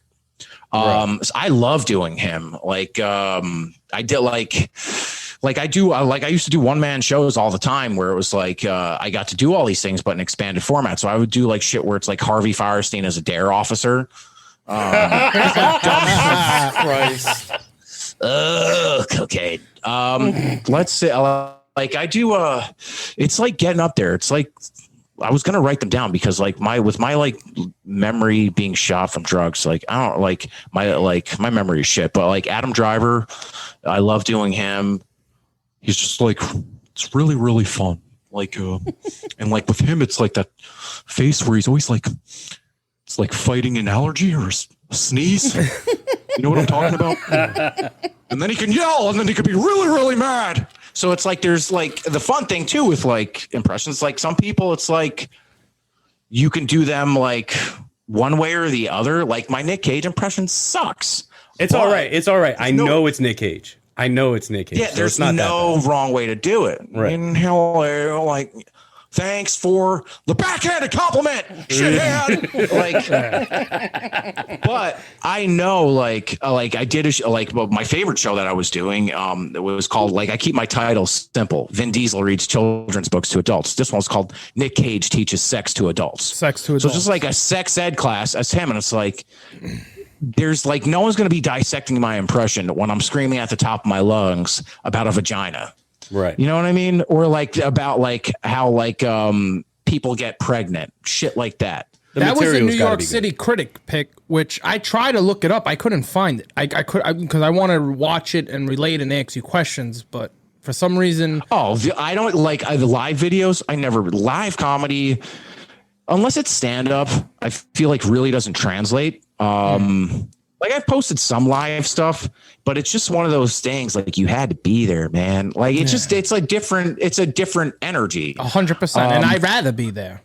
I hate fucking having to watch shit off YouTube sometimes. Like I love going out. Like concerts and comedy shows are my favorite, but. Dude, the thing I miss the most is live music. And like I can go on forever about the impressions because I want to talk about music. Yeah. I would probably say now that this popped in my head, and I'm sure once we get off Pitbull, I love all of them because it's like I take pride in them. I love doing Nick Nolte, but like, not a lot of people don't know anymore. Yeah. It's a generation. UnFollowVic Pod. Yeah, it's a generational thing. How many times in our life have we come across a podcast this good with friends that truly care about one another? They would do anything. Like just only 8 people like listen that. to this shit, right? Yeah. I don't know if I sold myself good, man. But it's working. You did, but yeah. I'm the extent of my research because I always so being sober is like you've learned so many things, but like being prepared is the most is important to me. Where it's like in my industry, it's like people are like if I don't look like someone else, I can't be mad at that because they're casting them based on the way they look. But if I'm pitted against someone where it's me versus you and the best man wins, it's like nobody's gonna fucking work harder than me. Good. Good. That's the mindset you should definitely have. And those cliches, man, like The Rock says, be the hardest worker in the room. Or I don't know if you watch AEW, like Christian Cage's new thing is like outwork everyone. Like, are you a fan of Ring of Honor? I do. I am. But like now, like I'm at the point where, and this is a good thing for professional wrestling. There's so much of it. And like not that long ago, there wasn't enough of it. I'm overloaded with it. And I can only get my wife is cool with me watching wrestling, but not every fucking. Are you a fan of Dalton Castle? Or do you know who he is? Yeah. I just had him on 2 weeks ago. Oh, no way. Yeah. So you're going to like that pod. That pod, I don't know when it comes out. I think it's May 22nd it comes out. No, it was a good time. It was good, but Jack forgot to hit the record button the whole time we recorded, like we're doing now, and it's like, you motherfucker. Oh wait, let me just make it. Oh, yeah, it's recording. Well, that's the thing, right, guys? The lens this cap. Is like the lens cap is still on. Sorry. This is a learning thing for you, though, guys. Like this where is it's like all another self-taught, thing, and just like you, I believe you're self-taught, right? Yeah, I'm like a white girl that's in the Target aisle with all those inspirational sayings, like on my whiteboard. Like, and this is how, like, this is so important because I think this stops people from like actually doing the things they want to do. Progress over perfection. Like you're saying, like, oh, the audio's fucked, I can't post this. And it's like, no, you have to. You learn your lesson from this one. And then you'll feel like you figure shit out as you go. But if you're worried about something like being right, like years ago, I was like, I don't have a nice camera, I can't shoot anything. Yeah. But now it doesn't matter because everybody watches stuff on their phone. I shoot everything on my phone and it's like, it looks fine. Yeah, I did all. And which is like, the next thing is like on my board is like funny over fancy. It's like, I don't care if something, it's like, if like you have a 6-pack, but you got bird shit all over your face. It's like, you still got bird shit all over your face. Yeah. No, I'm not I looking get at what your you're 6-pack. saying. Like, I'm looking at the bird shit. yeah, my producer, he does paranormal investigation. So we actually did one in Coney Island. I'll email you the link. And that was all pretty much predominantly shot on an iPhone. And it came out. People shoot movies on iPhones now. It's pretty much a Porn. movie. Yeah, lots of the porn. audio was a little soft. And the first 4 or 5 episodes in season 1, the audio was horrible. I mean, horrible. We finally picked it up. And it's a lot of work, though. And I can only imagine you. There's a lot of edits. There's a lot of this. You got to take this out. You got audio issues. You got to connect all the videos together. But it's worth it. Sometimes it's as simple as absolutely. Sometimes it's as simple as like I find like I drop a like I do like I usually prefer to do all my videos in one take so I don't have to edit anything. Yeah. And like I just drop it into the green screen background. Listen to the audio, make sure it's okay. So like some of them are simple like that, and then there's other ones where I have to like add stuff in. And like I'm not a professional editor. I use fucking iMovie. Like I use GarageBand, but I don't let it stop. Yeah, I don't let it stop me from doing what I want to do. And like people are like, "Oh, you know how to edit?" It's like, no, I know what I want to do, and like I make sure I do it because like it's you don't like having editors. It's like you're at the mercy of when they finish it. You have to pay them, and I'd rather learn how to do it myself. Do you have to pay for them? I look at it like this: if Kim Kardashian can make a fucking porno that's still #1 in all time, if you really look at it, the video was horrible. It was quality. terrible. Yeah. That was on what, an iPhone 4 at the time? that was the world's worst porn. Billionaire. I love your chime-in. So far, they've been either really nice things about me or nugget porn or Kim Kardashian. Yeah. So I like where Well, that's at. Jack. Oh, where- yeah. So that's why. Listen. I'm the monkey with the symbols Jack, in the what's funny? background. Well, you run into people in New York City all the time, just like celebrity and stuff, walking and etc. Back in the I remember day. one time in Midtown, I was walking and I saw her, and I was like, "Oh my god!" But not like in a good way, because like. I think like being beautiful is one thing to a point where it's like unhealthy. Yes. Like her whole lower body was her ass. And it looked like one of those cartoon things where it was just like a dumper and just like 2 little feet sticking out. A wisdom tooth. So like a midget. So like a midget. Small person. Come on, man. Oh, Get with the I'm sorry. program. I'm sorry. I'm out of touch. That's all right. What the fuck? Make me a fucking sandwich. Oh. What are they gonna do? What are they gonna do? Fight me? I've actually seen Kim and Courtney. Who's the middle one? The one that was who's now dating the drummer from Blink 182. I don't follow these people. I They think make me she is upset. the better looking sister. I think she's natural looking, right? I don't know. I'm not getting I into said I would talk about like a lot of things, including like my drug addiction, stuff like that. But I do have to draw the line. And it was my mistake for yes-anding it and adding on. I don't want to talk about the Kardashians. Yeah, no, we're not. Yeah. But let me say, are you a titty or They an get ass enough man? press. Are you a titty or an ass man? I'm an ass man. Thank you. All right, so you're an adult. All right, we're all having adult You're an conversations here, then. More than but- a mouthful is too All much. right, but like I was saying before, we get the gist of the impressions. What are the ones that you do? I know you do you do a pretty good Ashton Kutcher, I think. You know what? Like, it's just really like, it's like when he gets overexcited about things. I don't do him anymore because he's not like shit, man, Well, I haven't done him in like a couple of years because he's like doing good things. Yeah. But it would always be like, it would always start where it's like, oh my God. That is it. Yeah. What's going on? And it was just like not Ashton Kutcher was like upset Ashton Kutcher or like startled Ashton Kutcher. It was like, well, I mean, he always plays the same type of person, I believe, but that's more of the 70s show. I loved him on The Ranch. You ever watch The Ranch on Netflix? I haven't watched that. Oh, it's amazing. But it's on my list. Because what's his name? I always get it wrong. Sam Elliott, right? Sam Elliott. Yep. Yeah, he's great. Yeah. But it does take a little downfall. Oh yeah, after Masterson left. So Masterson gets accused of something, and then I had to cut him off the show. Spoilers. Oh yeah. All right, Is it really watch a the big fucking spoiler? thing. It's Really? good. I liked it, and the first season was great. Actually, what's her name? Kelly Gloss plays one of his exes. Sounds like a stripper. I love how he knows the girls that I don't know the name of. He knows them like to a T. Well, listen, He's waiting on the leak footage. like I said, listen. World star. I check Reddit Celebrity every day. jihad. Celebrity jihad. Dude, I do have to say this because it's been bothering me for about 20 minutes now. You gotta take a shit. All right, no, Gary, I have to say this, dude. I've been looking at this face, and it looks like you, and you sound like him. Johnny Galecki from Roseanne, the kid who played son? Dave, the son, and I'm Big Bang Theory. Big Bang. Okay. Johnny You Galecki. look and sound like a younger version of him, and it's driving me crazy. I'm looking at you, and I'm A like, younger Jesus, version. At least you of him. said Look at younger. him. Dude, At least you said younger. No, younger, because he looks old now. You man. don't look your age, by the way. Why? How old is he? How old is he? Who? Gary? You said you're 36. Me? I'm gonna be 37 next week. 37 next week. Oh, so Yeah. I'm not getting into scopes, but I'm an Really? Aries. I don't know. I'm a Maybe. Star Wars baby, May 4th. All right. Oh wow. May the 4th be with you. That's good. Yeah.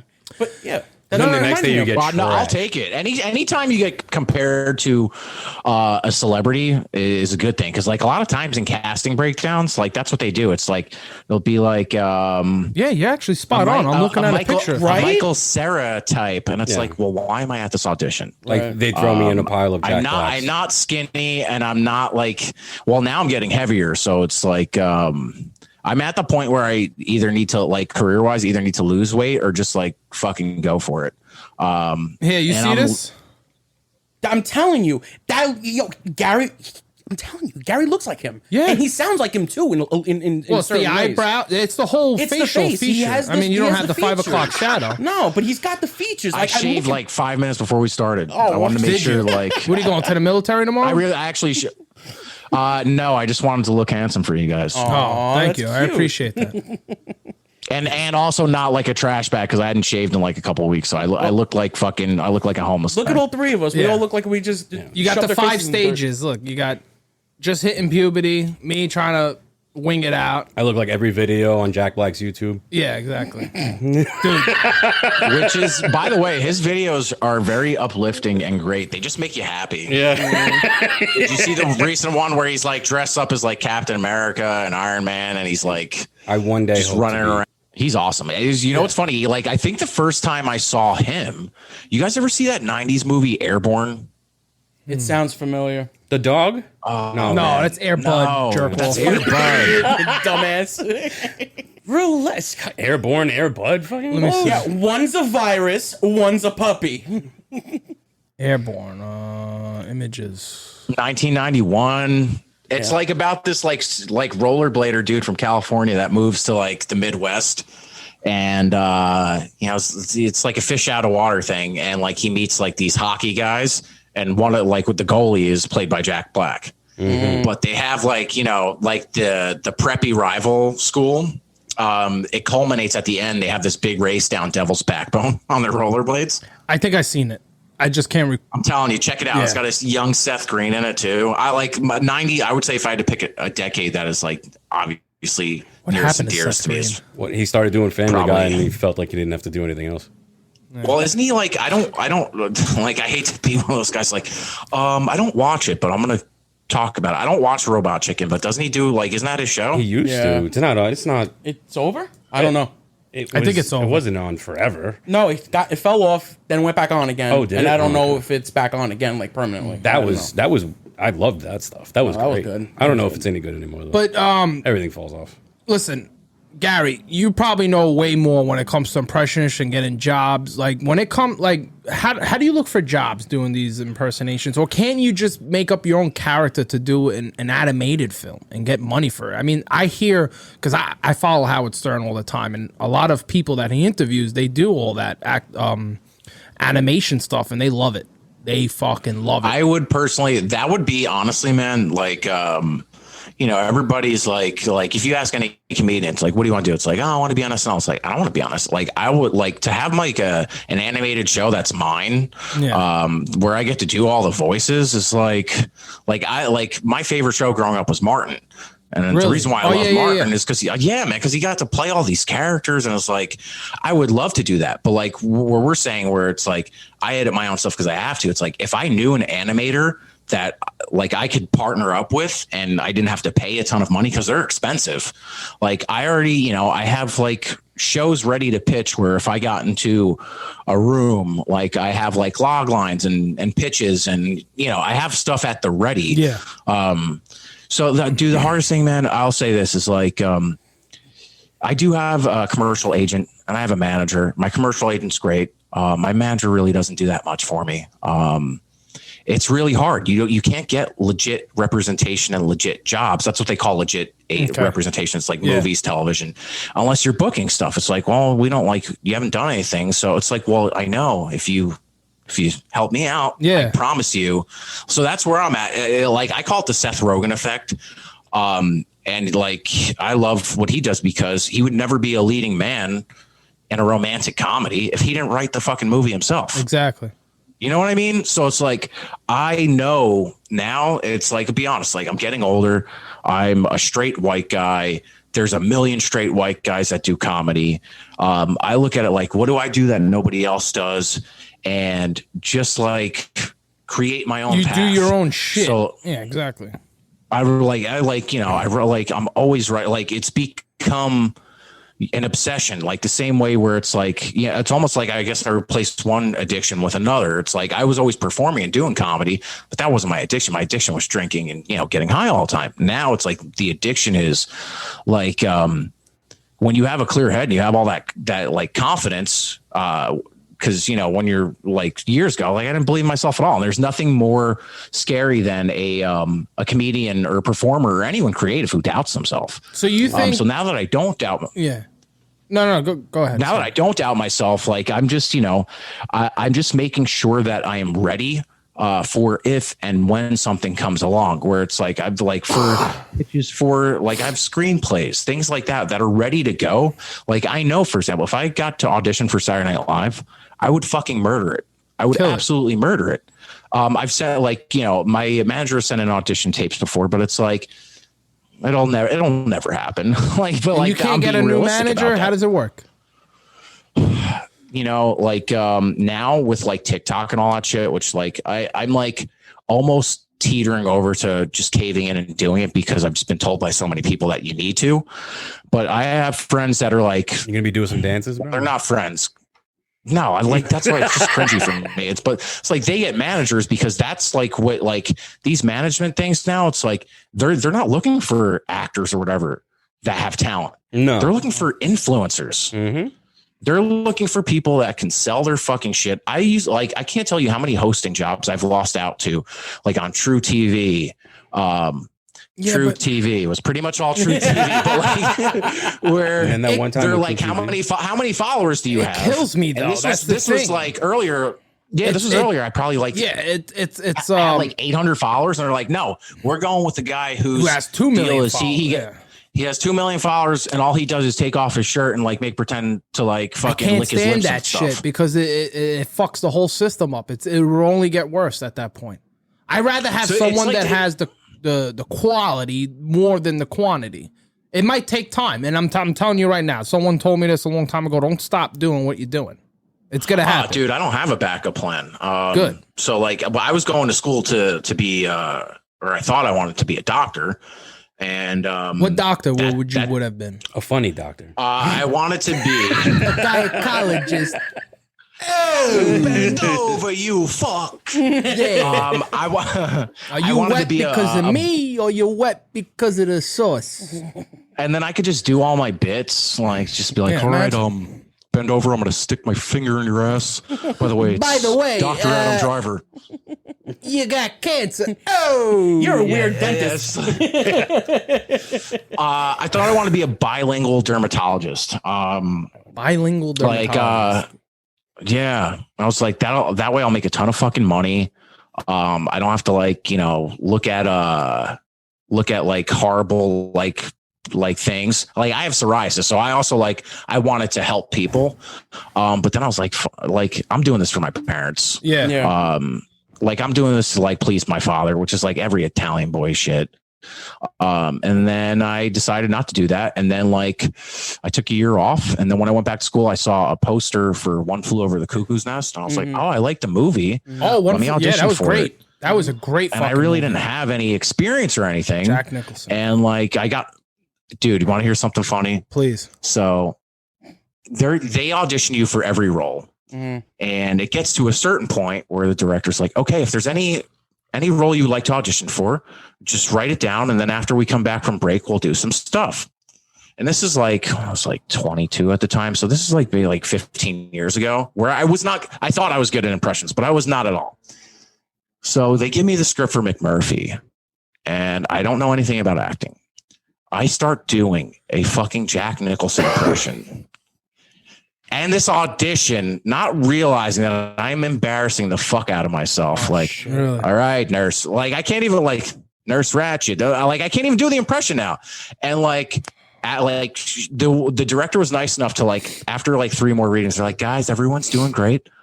But I just want to point out, just be yourself. Nobody has to do an impression. It's okay. And I was like, oh my God, I totally embarrassed myself. There's no way I'm getting any part in this play. But you know what? I got a small part. And then after that, I was like, what were you going to say? No, I was going to say that's part of the process, though, I believe. I mean, sometimes you got to go through those. I mean, you falls. eat more shit. Yeah. And that's the thing where I think a lot of people give up and quit. It's you strike out way more than you don't. And you have to do it long enough to the point where it's I've paid my dues as far as falling on my face, and I'll still fall on my face because I can't wait to perform in Philadelphia, where I've only performed once, but all these videos are very popular there. So I want to use that to my advantage and go down there. Yeah. However, Philly's a tough crowd. They could fucking boo me on stage. Exactly. I don't know. And I think Philly is where you get because there's something to be learned from it. Yeah. Well, I think Philly is where more or less even Lamb, I love metal, and Lamb of God is Philly. This is who makes you hear, oh, if you can make it in New York, you can make it anywhere. I almost think if you can make it in Philly, you can make it in anywhere, because that is a fucking rough, brutal crowd. They will fucking they'll tell you to go fucking kill yourself if you suck on stage, hands down. But not if you give it back to them. The way Bill Burr did. I was just going to mention that Bill Burr on the Virus tour. And the reason why I never do stand up as myself, but I'm actually ready to now, is I like hiding behind a character, because I never felt comfortable talking about all my fucking demons and personal stuff. That's comedy. You got to use that to your advantage. But now I'm realizing it's that's part of it. And and a part of it is you're so ashamed of some of these things where it's I can't talk about this. It's you're trying to bury it. Well, part of not to sound cliche, the healing process is you have to talk about it. It definitely helps you forgive yourself and realize all right, I'm still here. And talking about it, I made a video about it, but I tried to make it funny. I said, I have the scarecrow. Yeah. I'm gonna play it actually. Is that where that comes from? It comes from a place where you wanted to talk about it, so you shed a little. Here, how about this? Let me play it. I have it ready. Right. Just for our listeners. So this is Gary's "Don't Get Addicted to Cocaine" scarecrow from The Wizard of Oz. Here we go. It's a very fine white powder, Colombian clam chowder. I'm referring to cocaine. It is really fucking fun but terrifying all at once. Please don't ever do cocaine. Every now and then you'll have it until it turns into a habit. Please don't get addicted to cocaine. Tonight you will feel alive, tomorrow dead on the inside, but you will still want more cocaine. One night coked out I tried to rescue a stray cat for hours. Couldn't catch it, but I taped it on my phone. Turns out it wasn't a cat, but a black plastic bag. It really turns you into a jerk, and your penis does not work. It's time to quit cocaine. Now I have a second chance, so every day I fucking dance and stay off the old cocaine. Amazing. I never heard that before. Swear to God, I fucking love it. Oh, thank you, man. I fucking love it. Perfect. I'm actually crying Yeah, that was good, man. in a good way. And you know what's funny? We were saying about being yourself. Like, I initially was going to do it as Harvey Firestein. Because once again, I still like didn't want to do it as myself because I was like afraid to or whatever. And like, I was like, telling my wife, like, cause like my wife has like, will tell me if something's funny or something's not. And she's good. She's right. So I was like, hon, you know, I'm going to, don't ever get addicted to cocaine. Cause I did this live as the dare officer. So like, I basically like reworked it. I did this live before as Harvey, as the dare officer. Did it land? Just once, like right before the pandemic. Oh, fucking people went nuts. Nice. Especially when you're dressed up like you're dressed up like Harvey Firestein, but you have short shorts on, like a theater cop. I dressed up like a theater cop. She's like, Gary, like, I don't know, like it's, if you're talking about a personal thing, just do it as yourself. And another thing is I don't have a great voice. So I was worried about that. I was like, all right, I listened to the song. I was like, let me just try and do an impression of the guy singing the song and sound like those old timey guys. And, I was throwing up that morning doing it. Like, imagine like I'm dressed like a scarecrow and I'm like dry heaving because I'm like, oh, I thought you meant know, doing like cocaine. Never mind. No, not that morning. no. Like that morning, you're doing a "Don't Do Cocaine" song. Just Imagine. All right, I'm a born again Christian. Ready to go. I have gone to an AA meeting really high before. Hey, that's anonymous. You're not supposed to be bringing that up, all right? anonymous. Well, not anymore. It's like, does anybody want to talk? And I was like, I kind of can't stop wanting to talk, but I'm gonna keep my fucking mouth shut.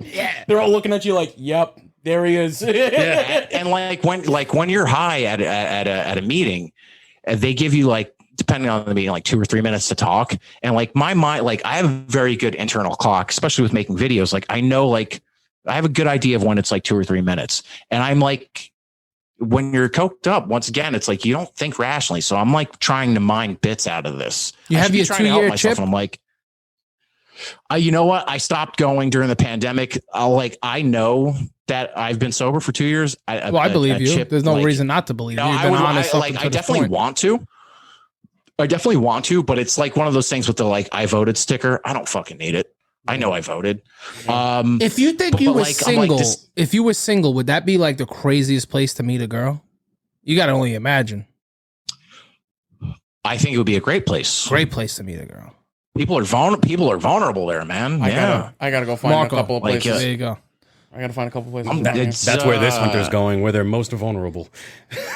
That's where the chicken nuggets are. If I ever become single, I'm going to an AA. At the watering hole. Let's do it. But anyway, okay. So have you, being sober, is this maybe been better for the path that you've taken, or you think you became more creative? I would be fucking dead if I wasn't. Really? Everything is because of, man. It's like I used to come home at 5 o'clock in the morning. Now I get up at 5 o'clock in the morning. Good. And part of it too is it's like, are you living your age where you go for a walk in the morning? Nah, man, I'm not like, I'm still like young. A cigarette smoker. Hey. No, but it's just like my favorite thing to do is like street corners of Jersey City. It's block is hot. I don't know if you. I got a train across the street. You want to try to top that? Yeah. Yeah, I had a chicken parm and cold pasta for breakfast. If you could only hear my stomach right now. Shit sounds like the fucking L train. It's rumbling. Dude, it's like, it's one of these things where it's like people like, I think it was a combination of working in nightlife and like, I would have to be high or drunk to just deal with people. When did it start? Because people. What age were you experimental in? I got out of a bad relation, a long relationship. My high school, like dating a girl for 10 years, and it didn't end well. Wow. And like I was just like I was devastated because like she was seeing someone had a whole other life, this and that, and it was right before Christmas. Was this the first time you experienced? It was like a tough time. I was like I a bad relationship. To not feel what I'm feeling, and I mean, it was my only girlfriend. So okay. I was like 27 at the time. Like it was the only girl I dated, like from high school to 27. And I needed something to not feel the way I was feeling. And working in the restaurant industry, it's like it's everywhere. The bar, like bartenders, servers. I mean, people at the bar sometimes tip you in it. So like that's when it like started getting nuts, and it was like. I would always like have these self-aware moments where it's like, all right, dude, you need to fucking stop. And in this instance, I stopped because I wanted to move out of I wanted to move out of my parents' house. Yeah. So I was like, just stop drinking, stop doing all this stuff. It wasn't even about getting healthy. It was like, you need to save money so you can fucking move. And I moved to Hoboken, and for like the first like 6 or 7 months, I was sober, and it was great because it was like it didn't affect dating life. If anything, like it was a turn on because you had the willpower for that. Though now it's like the willpower. It's like, oh my God, that's so impressive. It's like, and you're a better listener, and which most of us are not. 99% of getting a girl is just being a listener. By the way. Being like, and just in general to having friends. Having a big cock wouldn't hurt. But dude, if you got like a fucking fat bong, like the Penny cheesesteak. Good credit score. Who someone says it like I forget what comedian. It's like a fat dick and a low credit score or something like that. Oh shit!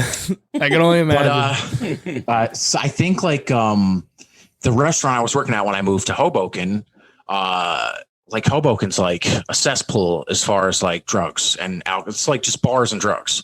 Yeah. So it was just like at the restaurant I worked at, I was like a nightclub upstairs. So you'd be like fucking like someone like be like, you want to go upstairs and fucking blow some lines using penne? like fucking hard penne noodles? I'm like, yeah, why not? Let's go. Dude, that's actually I wasn't. Clever. You're giving ideas here. That's not good. Hey, Johnny Depp was doing it with Johnny Depp did it with a tampon. We're doing it with fucking Big Ziti. Oh. But the worst part is like this: is how you know like you're a fiend is like afterwards when no one's looking. It's like I'm eating the fucking pasta. There's still got to be some dust on this shit. So you're like fucking eating this hard pasta. So I would cave into the peer pressure, and then like when when I was doing like improv, like not so much in the past 5 years, but like from like 2000 to like 2014 or whatever. It's like improv was like the shit. Now that I'm out of it, I'm like, it's kind of culty, but it was like, it was like the equivalent of being a musician. It's like you're on a house team, you perform every week, and it's like most of these people come see your shows every week, and I'm like, people buy you drinks. It's like very weird. It's like I'm just some shitty comedian. I actually pay to be here. I'm paying dues for a coach and stuff. So it's like, yeah, I'll take drinks and stuff like that. And it's like people offer you stuff. It's like, yeah, that's fine.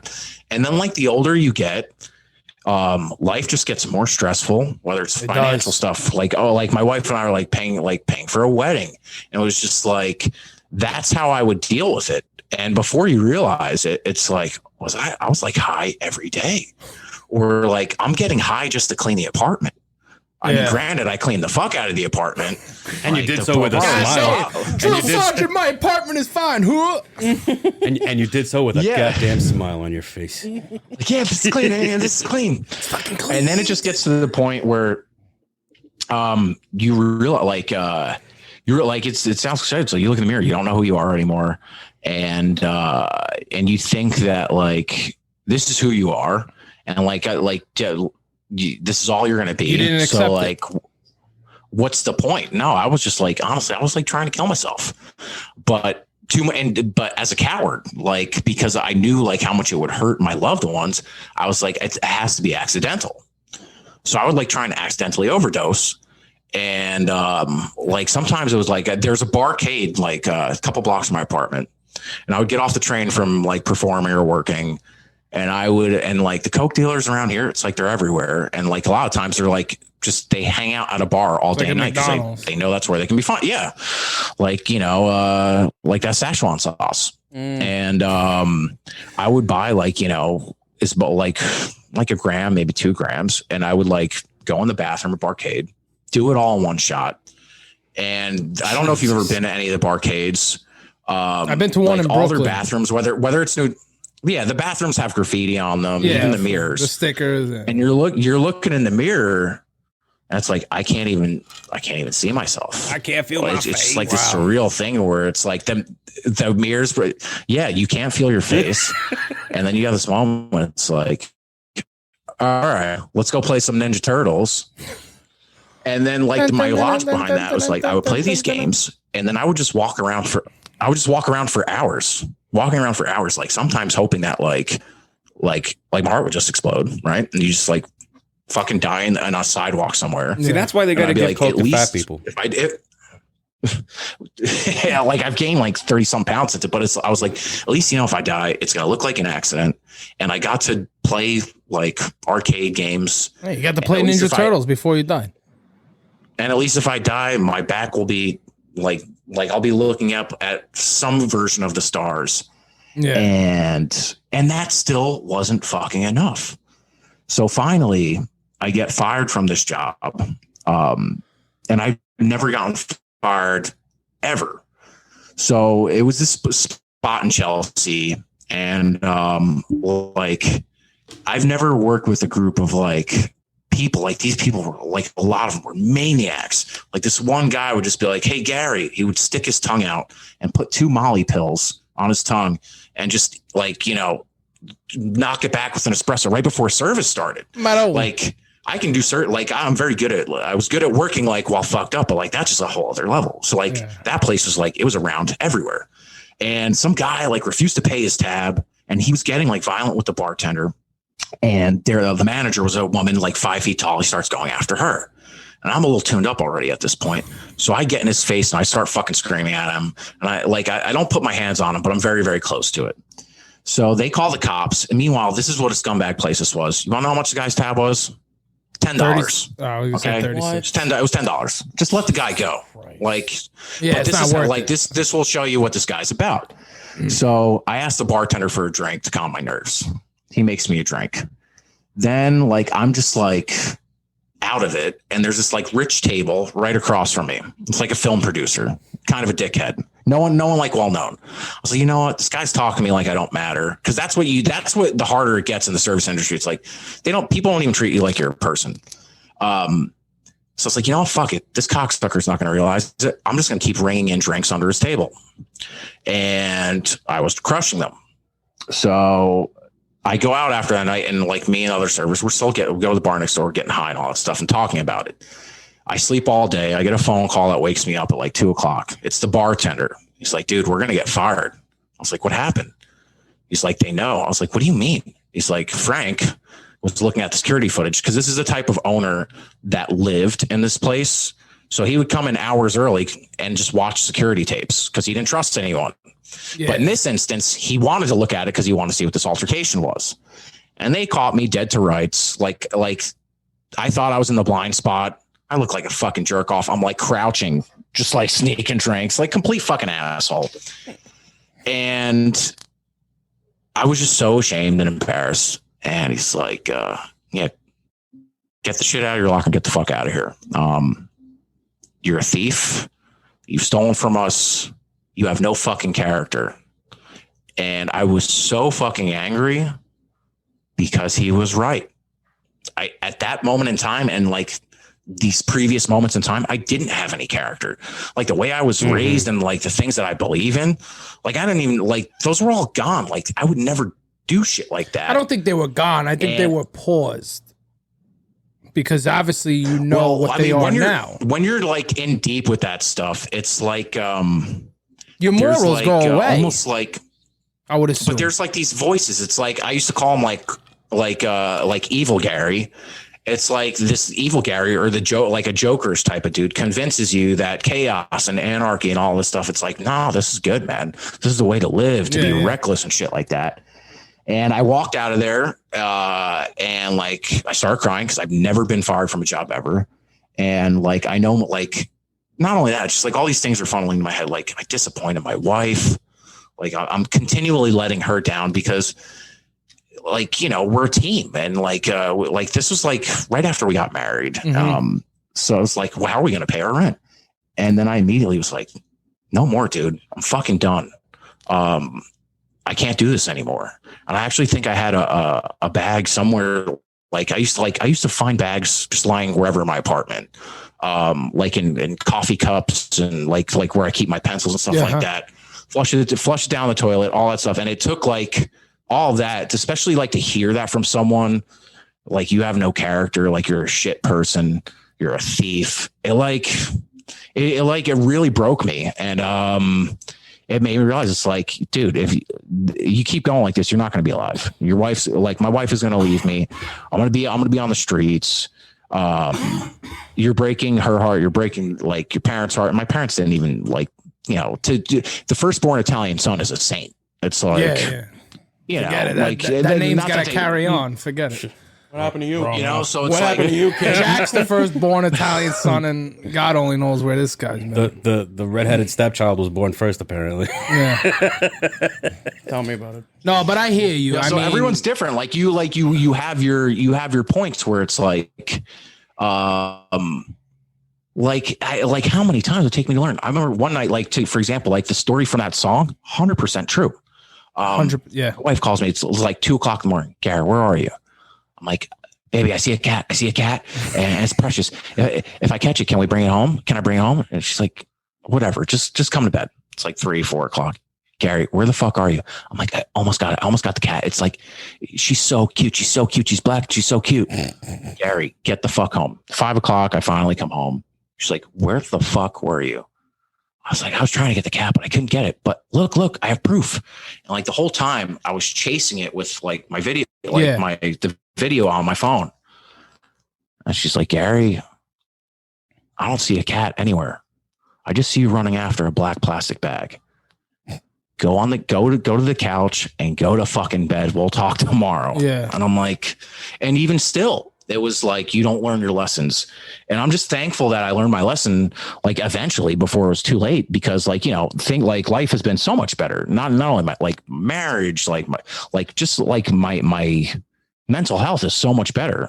And that's good. I mean, and I'm glad you figured it out on yourself and not have people, because, you know, people, they're always going to be in your life. They're going to tell you, but if you're going to make a change, that's going to be through you. That's not going to be through, like I can basically tell you, like say we know each other for 10, 12 years. I can be like, Gary, listen, you got to change, dude. And that's it. And you won't hear from me until next week where I'm like, hey, where you're at. But you have to make that change. And I'm glad you made that change. And you're 2 years sober, correct? Oh, dude, thank you. 2 tomorrow. Yeah. It's tomorrow, 2 years. Good. It's awesome, man. It's yeah. And it's like it never goes away. Like when people say like, oh, I beat addiction. It's like, you don't beat it. I think about it every day. Like it's beautiful out today. I would love nothing more than like a margarita. But I'll tell you right now. But for me, like, so you don't even drink at all. Or do you? I can't drink because it'll trigger. I can't have a glass of Prosecco. I have to drink the whole bottle. Okay. I'm in and my alcoholism got to the point where it's like, I don't even drink beer anymore. I would just order stuff neat, but doubles, but I would drink them like they were shots. So I would get like a double mezcal neat and just like in one thing, boom, line it up and like have them keep like, it's, and you can't do one without the other. Cause sometimes you're not even grabbing a bag because it's about getting high. It's like, I'm too early to be this. It's too early to be this drunk. Yeah. I need to like fucking like if you're out with people too, right? It's like, oh man, we just got to this bar. It's Halloween. We got to have a good time. And like I'm not ready to go home, but I'm drunk, so I need to like fucking like, you know, I need a power up. You know what's crazy? Jim Norton, I think, said it one of the best. He was talking about gambling addiction. He goes, you know, 1 is good, 50 is better. Like, you know, he just kept going because that's the kind of mindset he had. Yeah. I mean, we could all relate on some part of addiction. Yeah. I'm gonna be honest. I never even done drugs.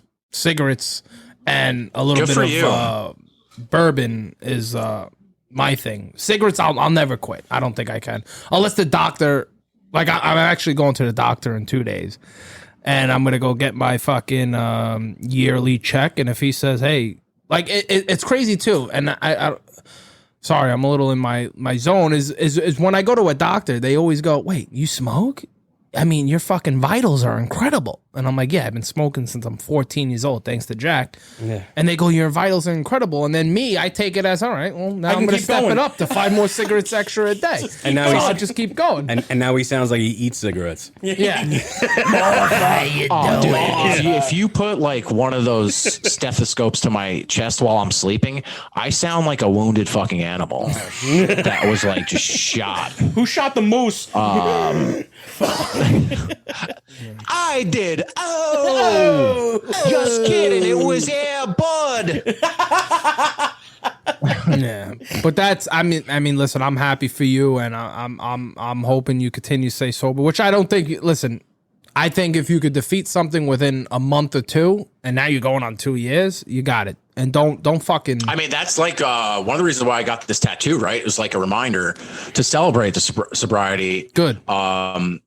But also, like, you know, the whole thing, like, it's like, this is the way. And it's like, I know the only way, like, to not only like career wise, but to like live a happy life and be like a good husband, a good uncle, or like, you know, just like enjoy life. Like, this is the way, unfortunately, you know, it has to be.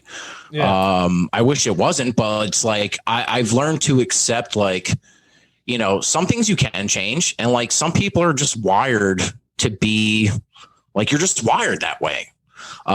Whether it's like we inherit it through like DNA shit like that. Can I? Well, yeah, I think it might be a little bit through the DNA and through stuff. But can I? My take is as you said you were the firstborn, right?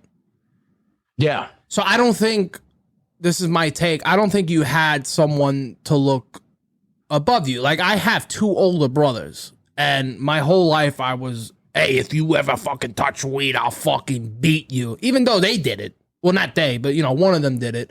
Which occasionally they did it. But I was always like that guy, like, oh, shit, you know, because there's 4 brothers. I'm the 3rd. And I was always scared. So I never really did it. And I never had a thing to do it. Like, I just never thought about doing it. That's how my mindset rolled. I wish I had that. My role model but right it's here. Like, it's funny. Like... That's my role model. Yeah, they're brothers, by the way. Obviously, he's me. I'm dangerous. Someone approaches me with a little baggie and a spoon. You guys gotta watch. No, welcome to the Thunderdome. I'm kidding. I would never do that. But still, I mean, it's kind of crazy though how you roll into this. The one thing I will say. Sorry to interrupt. Is like that's one thing I never did because I knew there was no going back from that. Yeah, no, it's bad. Well, you were talking about heroin, right? Yeah. No, I was talking about Lucky Charms. Yeah, it's like I have friends who have survived that, and it's like, no, that shit will kill you. Were you talking about like ice cream? I know. Yeah. Listen, that's my strange addiction. This is food. Yeah. Actually, Marco's in next season of My 600-Pound Life. Oh my God. Kidding. No, hey, you never know. I might just put in my credentials, see what happens. Roll the dice. Why not? Why not? Get on the show. But the thing is, I'll tell you right now, on My 600-Pound Life, none of them are fucking single. That's the shit I don't get. That drives me up a wall, and none of them have diabetes. How crazy is that shit? What are you talking about? Dude, every time when I watch an episode... They are diabetes. No, I know. They're the essence of diabetes, but I'm just saying, I don't see them like injecting and talking about that they have type 2. No, they're like 800 pounds. Who's going to do that? But show the repercussions of being a whale. But they're not on the show to show repercussions. I 100% agree with that. These shows, like they're trying to shine light on it or whatever, or like no, they not only do they glamorize it, like they make it like it's acceptable, and Exactly. ultimately they're making fun of these people. These people, like, the worst part is these people are the butt of the fucking joke. Yeah. And they don't realize it because everybody wants to be on television. They're all episode 1 of American Idol. They're all jokes. It's listen, we live in a circle, right? And you're supposed to be in this. Everyone is in the fucking circle now. So I want to be out of the circle. I don't want to be in the circle anymore. You want to be noticed? No, I don't care about being noticed. I want to be me. But like, dude, you watch TLC. It's all fucking dude. They got sister wives now, which I would love to be. The 1,000-Pound Sisters, whatever the hell that show's called. That's the best show in the world. That whole channel is ridiculous. Like a couple of That years whole ago, channel. I wrote a sketch. I'll send it to you. And it was like a TLC show called The Laundry Escort. And it was just like a male escort that keeps you company while you do laundry. Really? Because I was like, this show is like, they do fuck this show. This They'll do network anything. does fucking everything. That's crazy. But the thing with reality TV is it's cheap and people watch it. Sad. And during the pandemic, what else is there to watch?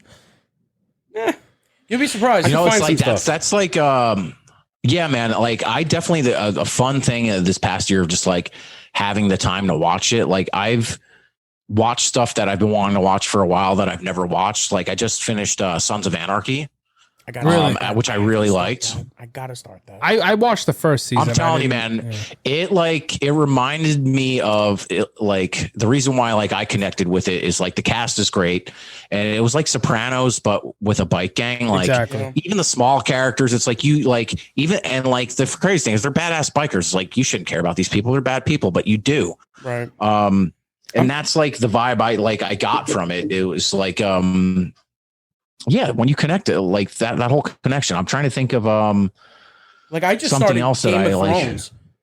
I'm on third episode. I Third episode of season 1? season 1. Swear to God, I Beautiful. had to watch the first episode 8 times because I fell asleep every single time. When Khaleesi, Emily You know, Clark, it's- gets naked, that's when she stopped getting naked, I stopped watching it. well, you got to Well, get that's right. It's like, well, like two things where it's like we'll like as creative people, we'll do whatever to get there. And then once you get there, it's like, no, I'm not doing this shit anymore. But to like answer you, like Game of Thrones, the first season is like that. Like you can't smoke pot when you're watching it. You can't you have to be glued and focused because there's so much information. Oh, so like, for example, because it's so funny you mention this because I was thinking about this exactly yesterday. I started watching this new show on Netflix called Shadow and Bone. Okay. Shadow and Bone. Sounds familiar. Let me write that down. So it's like about magic and it's like the number one thing on Netflix right now. It's like it's like Hunger Games meets fucking. It's like a young adult type of thing, but like I'm into magic and fantasy and all that stuff. But there's so much information where it's like I had to like go on Google and get the map. Right. To see like where like I don't like they're talking about this area of the country. I'm like, where is it? It's very confusing. But once you get the information, it's rewarding until the last season. Yeah, I know. I'm just watching this Game of Thrones thing, and I'm like watching everybody who's related bang each other, and then there's the what's his that's name? a good part. Jason Mimosa, whatever the hell his name is. Aquaman. Yeah, Aquaman. There you go. So Aquaman is like got that little girl over there that That's Khaleesi, not a little girl, motherfucker. I know. Okay. Yo, you about to pull a gun on me or just No, relax. Take it I'm easy. just saying. Breaker of chains, bro. Breaker of chains. It's just it's a lot to take in. Even on up to episode 3, it's like who wants what, who's going to take over, and then this and that. It's just too much. Yes, but at the same time, it's also a show where you can't predict what's going to happen. No. You know how you watch a show where they're like going to behead a king, and then at the minute the guy goes, "Stop!" Yeah. And then it's like, no. They fucking cut that motherfucker's head off. Right. I Whoa, love whoa, that spoilers, shit. spoilers. Remember the first viewing upon watching that? Yeah. I remember having my mouth open like during the whole credits because I was like, wait, a show's never done this before. Yeah. It's a main character. Yeah. They just chopped his head off. Exactly. I don't like that. When you have main characters that you can just kill right away, that just shows you don't have any dedication to the character. I don't. No. need that in my life. That means the show is getting better. I don't need new people in my life. I want 4 guys. And that's it. Perception. You thought he was a main character. He wasn't.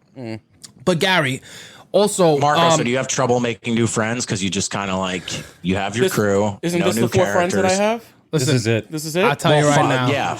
I barely make fucking new friends. I don't give a fuck about making new friends. But You're my friend, Gary. And dude, honestly, that's why I wanted to do this, because just even in the email, and then I was like, all right, let me listen to these guys first. I was like, I felt like I was in the room with you. that's exactly what we were discussing before. Like as soon as you got on and the first fucking couple sentences you said, I was like, this is it. This is our guy. Yeah. Like, yeah, just I'm gonna like, be honest. It feels good. And yeah, I'll even share my screen real quick. He's gonna these give are you my a dick notes pic. I have Don't. on you. These are all the stuff I was gonna bring up. Like that's how I do oh my my God. thing. Yeah, let me stop. We have a copy. I keep it in my dresser drawer at night, you know, So, just to read. I'm gonna tell you right now, I haven't even looked all at the notes pictures of right his now. face, though. Everything has been improv since the minute you fucking came on. And that's the way I would like to and I conduct gotta be my honest, shows. dude, it's one of those things where it's like, as like a creative person, I love attention when it comes to making videos, but when it comes to like talking about myself, or in a situation like this on a podcast, I get nervous. Not that that's a bad thing, because it's like, It's not a bad all right, thing, like but- I'm in control of the videos, but like this is like, what if I sound like a dickhead, or like, you know, like I'm all sitting these with things two of kind of them. factor in your head. Well, now I can see that. You're just throwing on the pile. It's not. Yeah, exactly. What? More gas? Just another Macho Man Randy Savage fucking elbow drop off the top rope. But I wanted to bring up something because I do want to get on some of these things I have, even though everything is pretty much. You were a co-host, something with a porn convention you did? Yeah. Speaking of cracked Oh out. yeah. I was loved every second of that video, and that's where I want to be in the future. So maybe in the future we can go to one and do our interviews and put them back on this podcast. That would be- dude, it was so much fun. So my friend created this web series called Pornomentary, and it was Yes. essentially like The Office, but like set in the porn world. Oh my Yeah, god! yeah, I have yeah, to yeah, watch yeah. it. I have to watch it. I have all the like, links here. There's only 2 episodes. The pilot is just watch my parts. That's a good stuff. Let's be honest. It's very That's the only funny, funny part. but it's like did you watch it? I did. I watched didn't get part it. 2. Okay, I so- can't find part 1 for some reason. Really? So the pilot's like my friend. I was like, I'm not saying any of this stuff. And even in the second one, I'm like, I'm doing my own thing. I came up with the character name Winston Girthill. Gold. And it's fun. Gold. So like this instance, it's like porn convention, cool.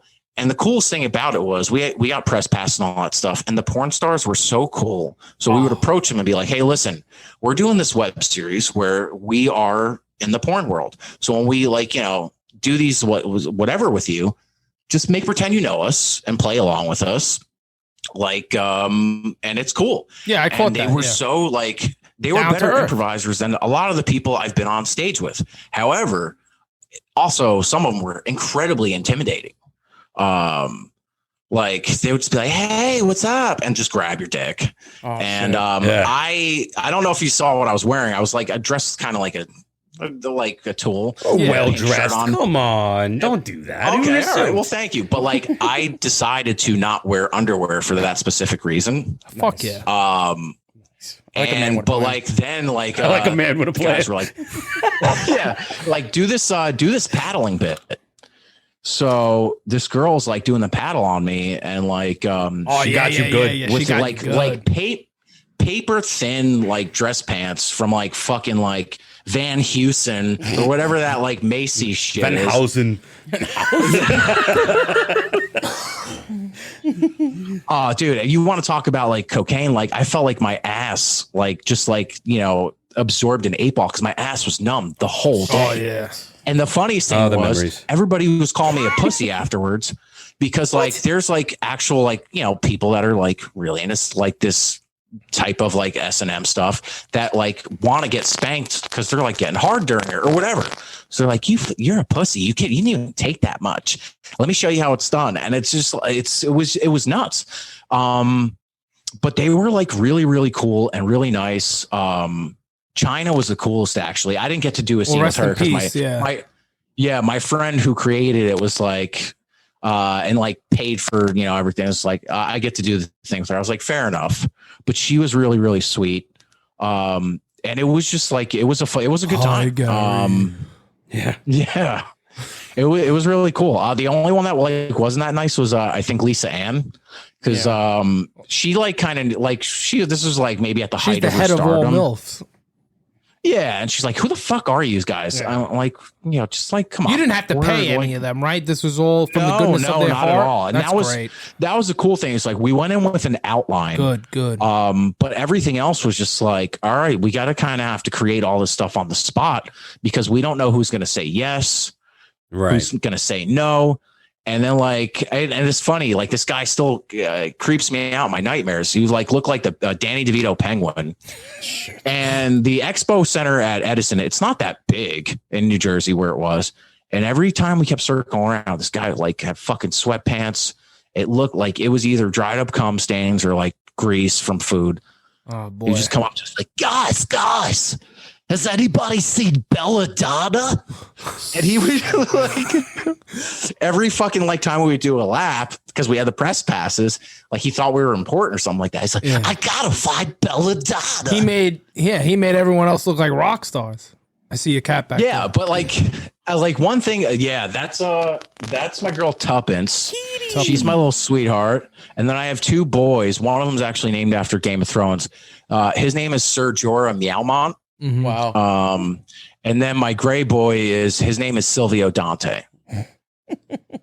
Nice names. But yeah, man, it was a fun experience. A little intimidating because part of you is like, these girls are flirting with you.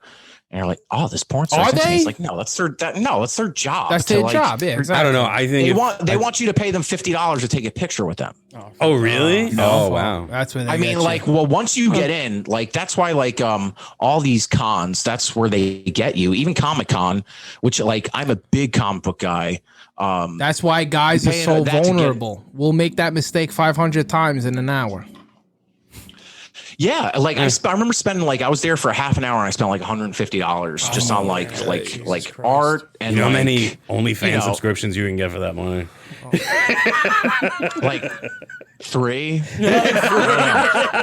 I'm telling you, man, if I was a woman, I'd be a millionaire by now.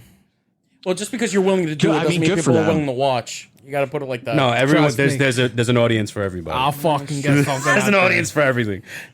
But that's amazing. I mean, that's great, and I hope they bring it back because I want to actually go to one of those things. I've never been involved. I never got to experience it. I would love to. And what happened with the interview? Fun, man. Like, it's wild. They were cool with the filming and all that. Like you guys were.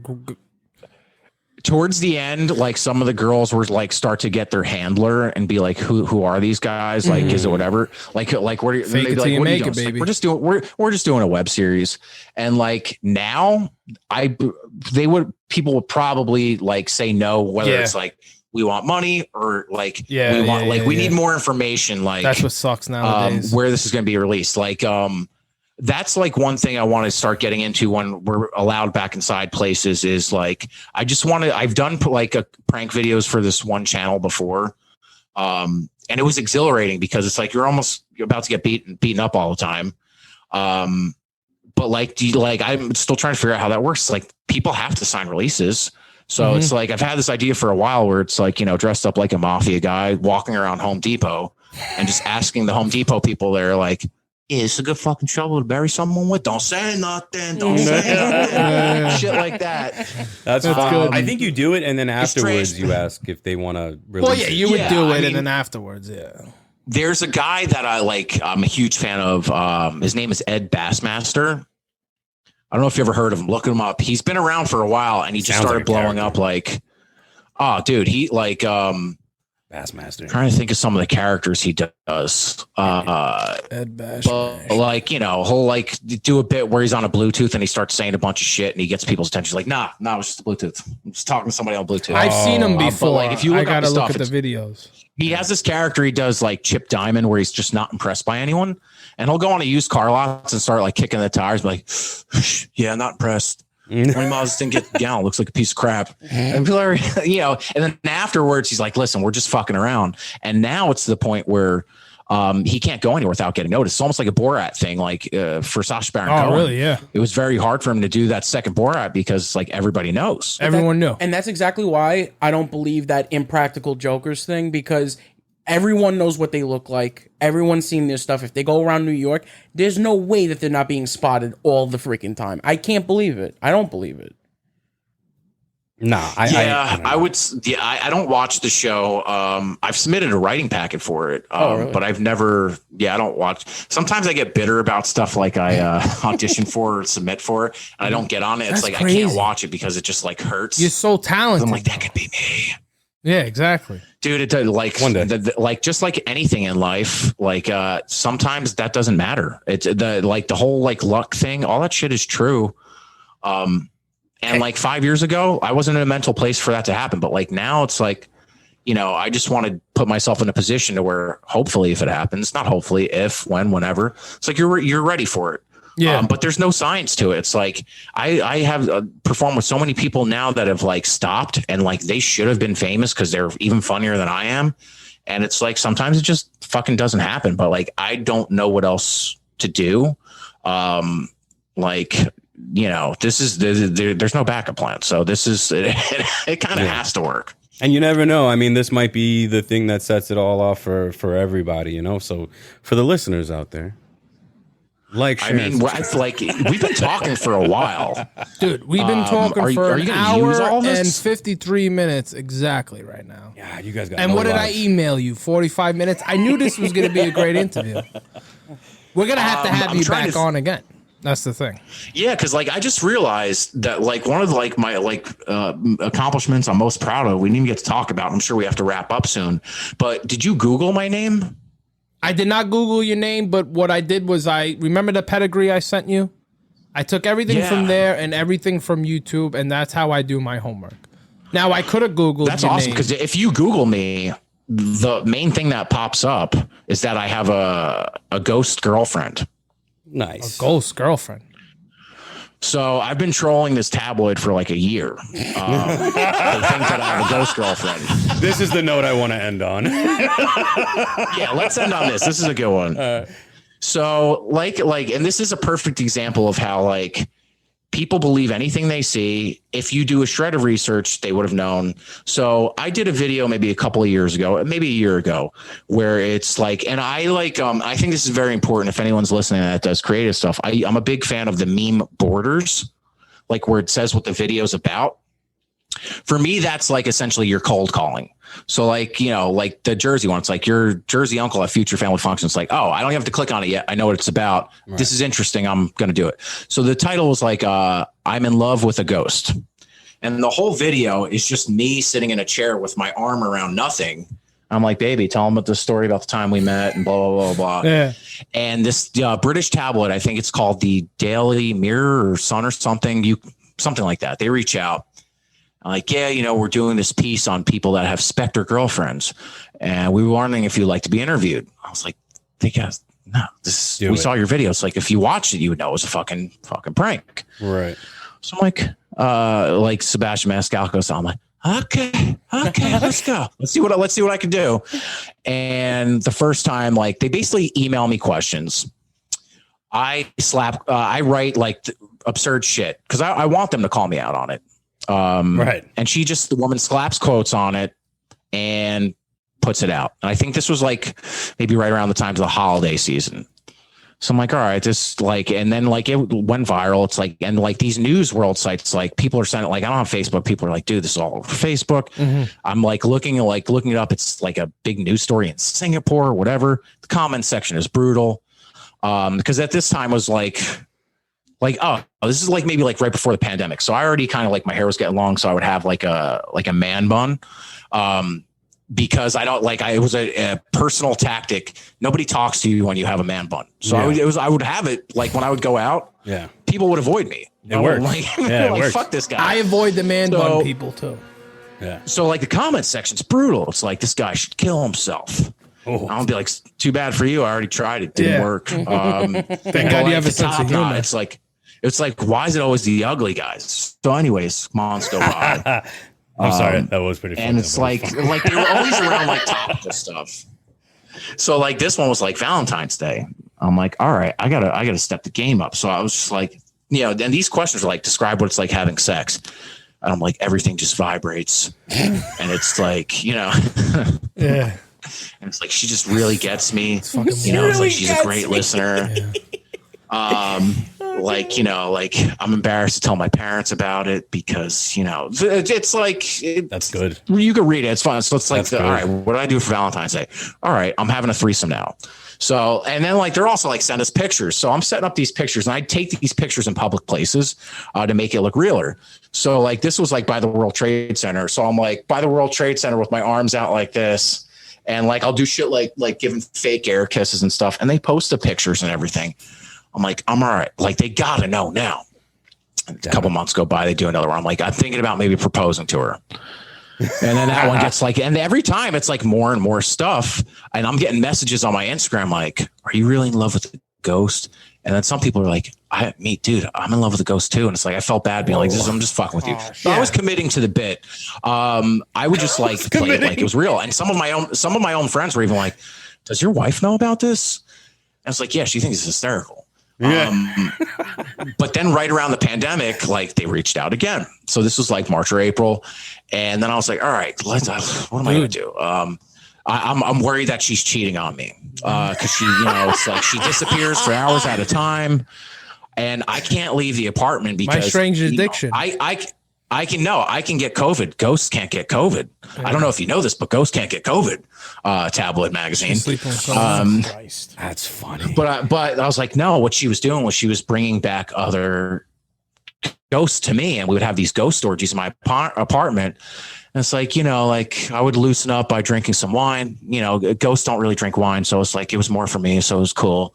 And just like, I kept pushing it and no one ever called me out on it. However, I haven't heard from them since April. It's quite possible that since last April, it's quite possible that like the woman writing the article got laid off or like, in all honesty, maybe she did know. And like, once again, like people care, like want clicks and they want story stuff. But I didn't think to realize like, maybe I shouldn't have used my real name because if you Google me now you're this guy. If you Google me now, it's like it's the ghost DeNoia's fucker. What does he want? Yeah. But conversely, like if anyone ever wants to try and like fucking like dig up dirt on me, that's like the best you could probably do because like that's all you see. Like if you do research on me, it's like all these news outlets that are like this guy's dating a ghost. Awesome. Are you still committing to that? I really like. What's up? Are you still committing to that? If they called, Don't stop. Please don't stop. Don't tell me you stop. Absolutely. Like I want them. Like I've been waiting for them because I will. Like I have this whole plan. Like that. Like and I wrote a backstory. So like I met her. Of course you did. He's like, all right, here's the backdrop. This is what we're doing. I met her in a restaurant. And it was a restaurant that her parents used to own. But you know, ghosts usually like haunt the place that they died at. Yeah. And I was like, you know, I was looking at the menu and something just was on my came over my shoulder and said, order the risotto. So I was like, so like the whole setup is like, I wanted to try and get them to fly me out to England so that I can like propose to her and all this stuff. So that they give me a free vacation. Nice. So that's where I want to go next. With it's like, listen, I will make this like an exclusive story, whatever, blah, blah, blah, blah. Do you think you guys can fly me out? Listen, I can put her in my carry-on case. Yeah. So you don't have to buy two things. Like you don't have to worry about buying her a plane ticket. Keep going. Like that's where I want to go next with. So I have like, you know, like what we were talking about previously. It's like if you stay ready, you don't have to get ready. So it's like, I'm just dying like for them to reach out. I don't want to reach out to them because then you'll push. Is it weird that I love him? Is it weird that I love this guy right now? No, it's not. All right, he's gonna get his ectoplasm a little bit. Oh, I just ectoplasmed. Ghostbusters. That's awesome, man. All right, what can I say? Busted makes me feel good. This is the longest interview I've done, and it seems like we can keep going. Like I can keep going. No, we could, no doubt and it's about definitely it. like But one of those. all good things must come to an end. And you know what, guys? I think you'll even want him more. It's like I definitely like want to talk to you guys. And you know, I got to be honest, guys. Like, the other day, like I was supposed to have a Zoom call with a friend, and I fucking lied, and I was like, yeah, I'm still feeling the effects from my second vaccine. because I didn't want to do a Zoom call because like phone calls are one thing, face to face it's like it's a lot. Yeah. So like we pushed off the next day, and luckily for me, he was driving to go get his shot, so we did a phone call and it was nice. So it's like I've probably done like in the past year or so, like maybe 5 or 6 of these where it's like I get agita from the Zoom stuff because I'm like I don't know how to work it. So the fact that we were able to chop it up for this long, it's like I've been fortunate, like meeting like cool people on Instagram.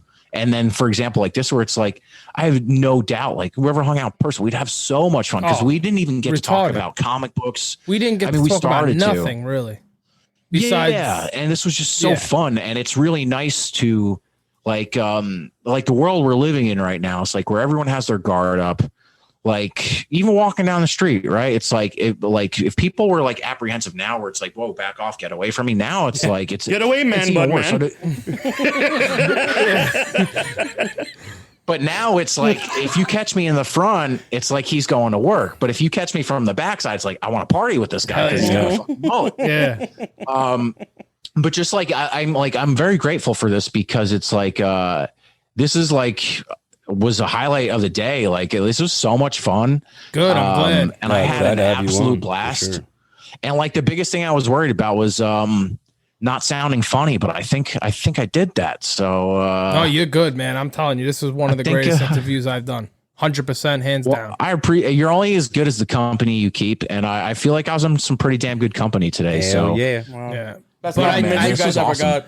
I do definitely want to eventually meet up one day. I don't know if you and your wife are into any paranormal things. When my producer actually enlisted into the Air Force, so he's gone for about. My wife is probably watching a paranormal thing right now, like those guys from BuzzFeed that do those cool paranormal things. Yeah. So we're into paranormal stuff. If you guys wanted to do some like paranormal activity, Well, that's no the thing. pun My intended. producer is an actual paranormal investigator, and he has a museum down in Washington Heights.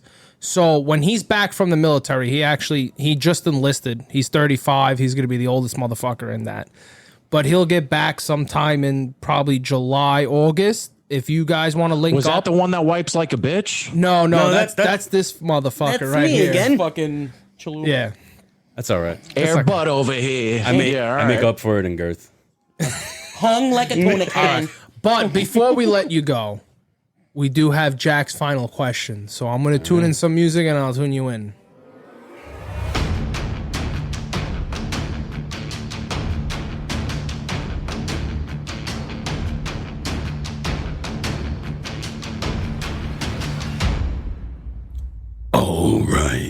All right. This is Jack's final questions. We need some rapid fire answers from our guest, Gary DeNoia here. Question number 1. If you could live in a movie for a week, what movie would it be? I don't know why the first thing that came to my mind was Dazed and Confused. So I'll say Dazed and Confused. All right. What is your worst habit? So like I got rid of the major ones. Smoking, I guess, and overeating. Okay. What is your guilty pleasure? I like I'm trying to think like shitty movies like that. Like I like watch like I can like the Police Academy movies, stuff like that. I always get my balls busted because like, all right, so I'll be real. Like movies like Drumline with Nick Cannon. Yeah, that's hard. All right, good one. For some reason, like it's like guilty pleasure movies where it's like you could just turn your brain off. Yeah, but then I watched Pitch Perfect and I thought that was an awesome movie, but it falls under the same category as Drumline in my opinion. So I don't know. Yeah.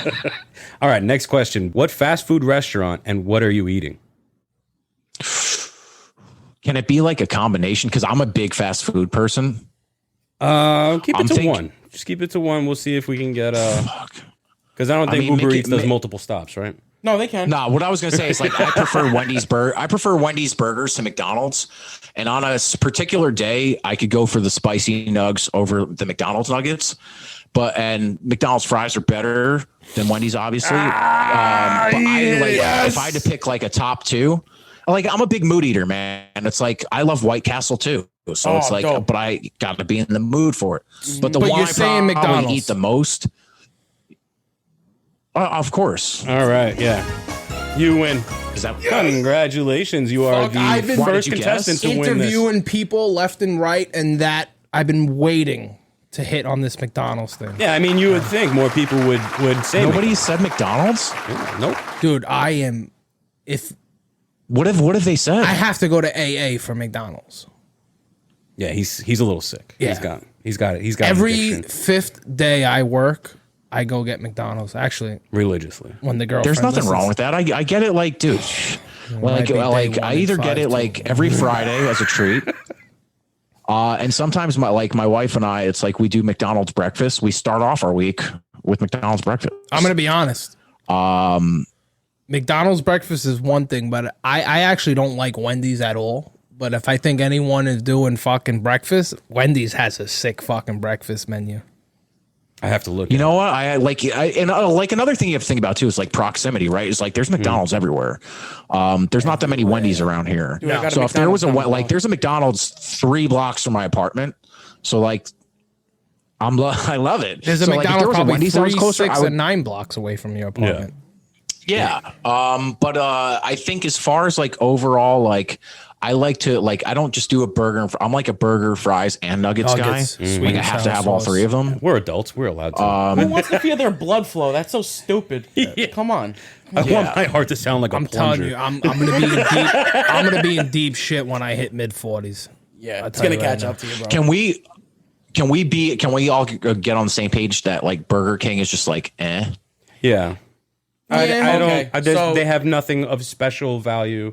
What's Okay, special? this is where everyone is now going to take a bat Okay, out. They're going to we drive actually have to an hit me. expert right now. Marco, go Dude, ahead. I actually prefer BK fries over McDonald's fries. It's not that bad. Listen, I like the crisp and crunchy. I'm sorry, but if I want a fry that folds over on itself, I can make them at home. I like the crispy, crunchy Here we BK. go. Like almost like remember taste the Munchies chips, the Munchie chips, and they're like, wow, this is really crispy. Yeah, salty. see, I don't know, because if you go to In-N-Out in California, it's too much crisp, and I just want to throw them out the window. So, all right, let's move on. yeah, let's go. Well, let me give you just one last tip, Vic, because you'll appreciate this. This is pretty much like the only time I'll order McDonald's, especially if it's like delivery or I go. My new thing in the past year is I go at 11 o'clock because that's when breakfast is over. Freshest. Fresh I'm fries. getting the fucking first nuggets Batch. out of the basket. I'm getting the first batch of fries. It's still like even if I get it delivered, because sometimes I'm too lazy to even walk 3 blocks. It's fucking hot. I'm gonna make a it's good shit. confession. I'm gonna make a confession. I found the best McDonald's in New York City, and that's in the Bronx. It's on Broadway. I don't know, near like 234th Street. Yeah. I'm telling you right now, I will travel all the way down What there. are they doing special? I don't understand. Everything is fresh. The burger looks like the commercial. The fries are hot. The Coke is amazing. Not that Coke, Gary, Coca-Cola. Everything is just fucking. Listen, for me, I always thought the tip was you tell them you want no salt on the fries and they make them fresh. No, they don't give a fuck. I thought that I've heard that too. Yeah, I've heard it 'cause they too, have but to make a new sometimes they don't batch. give a fuck. All right, so moving on to the next go to the one. next one. If you could have dinner with one person living or dead, who would it be? Oh man, that's tough. Living or dead? Oh fuck. Yeah, you could do that. I'm looking at because I have all my like probably Jorge Washington. I don't know. I'm looking at a picture of him right now, John C. Reilly. Okay. John C. Reilly. That's not a good answer, but I like that's something I would need to For those out of the loop, who was to that? think about. So For he's 3 of the us that are out of the stepbrother. loop. You guys don't know who John C. Reilly is? Wasn't he the brother in Step Brothers? Oh, yeah. Yeah. Listen, I know Dewey people by Cox? faces, not Yeah. by fucking By name. Not by names. Yeah. All right. Actually, no. You know what? I can I change my answer now that ahead. like I've had time to like Frank Sinatra. Really? Okay. I think you were better off with John C. I- Reilly. Yeah. No, you know what? Here's the thing, man. I think if you like, because like the way I analyze that question is having dinner with a living person, cool, is fine. Like they're living in the same time as us. But I'm just so curious about what it would be like to live during that time. Shit was like different. And to like, Biggest regret you can change. I don't travel enough. I've never been out of the country. I've never been to California. Oh man, Barely barely been out of New Jersey. You scared of flying? No, it's just I'm fucking poor and I never have money to go anywhere. Well, you have a car? But no, I do not. No? I used to have a car, but it's like to keep it like in a city like this. Well, it's like I don't use that much. Yeah, if you're in a city, you don't need a car. All right, on to the next one. Biggest regret you can't change. Past bad habits. Well, those are already changed. You know what? Yeah, that I can't change. I don't think I would have went to college. Does that count? Yeah, 100%. Actually, I was supposed to ask you something about that, but I didn't. Do you think? Hold on, let me ask you right now before we end it. Do you think college helped you or did not help you at all where you are today? I think it depends on the individual. I think college is what you make of it.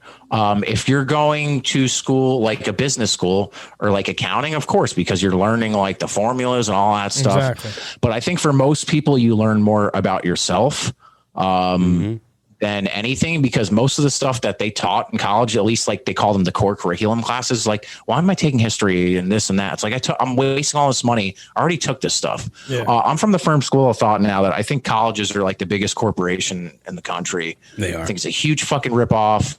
It puts people our age and younger in a lifetime of debt that they're never going to get out of.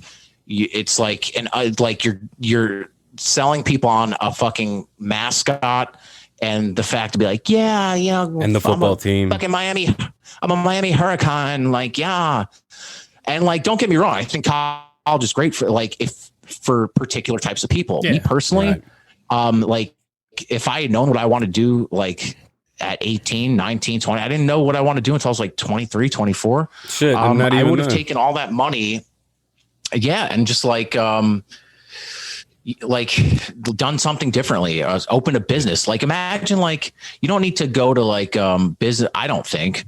Like, do you think like our parents' generation like went to business school when they opened up the pizzeria? Fucking everything was done. Yeah. I was gonna roll on to the final question.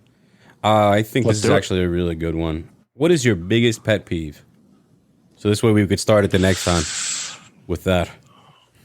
It's like assholes, people that are assholes, people that like, I hate like the word haters, but like joy thieves, people that are just like fucking miserables.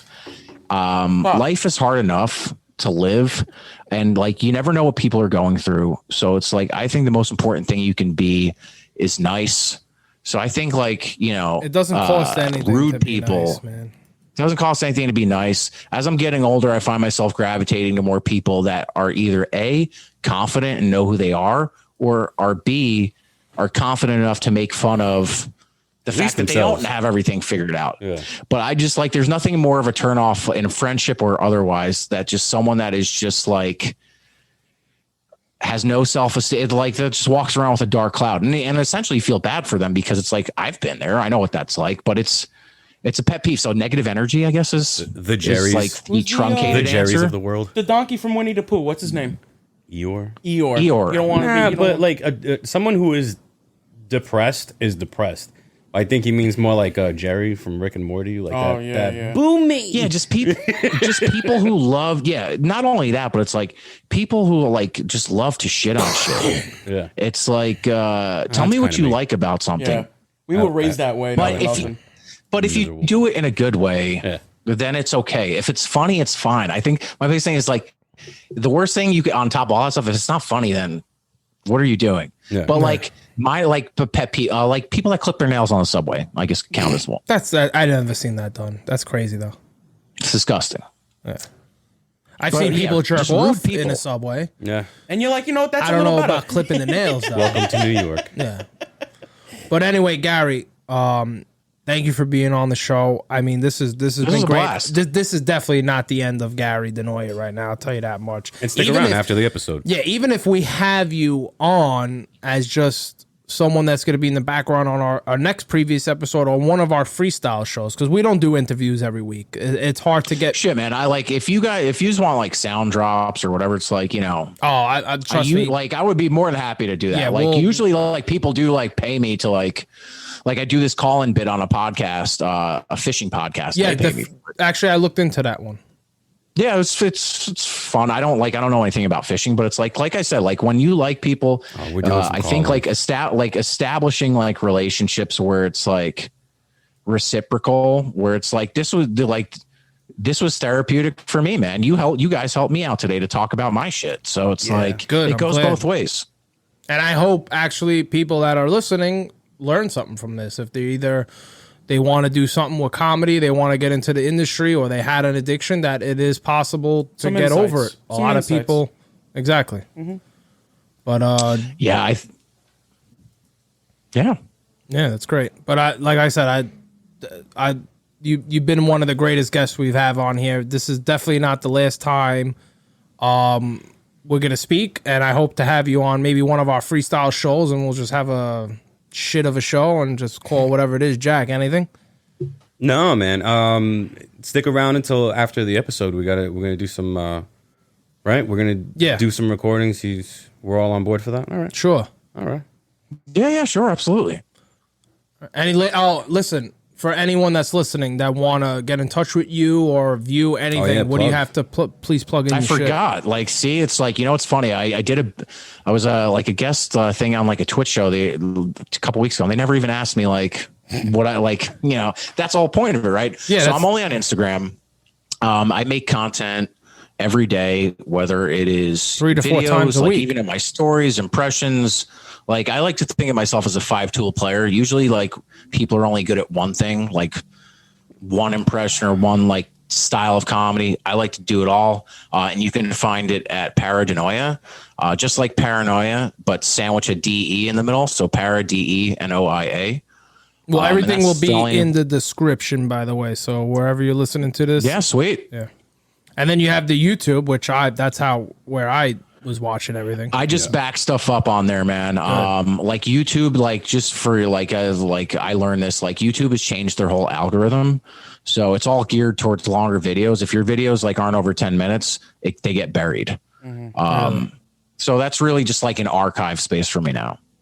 You said if they're longer than 10 minutes, they get buried? Yeah, because they don't want you going on other apps like TikTok and shit like that they're losing to these smaller apps. Yeah, that's why all these like YouTube stars, they do like half an hour videos, because this show is going to be close to 2.5 hours.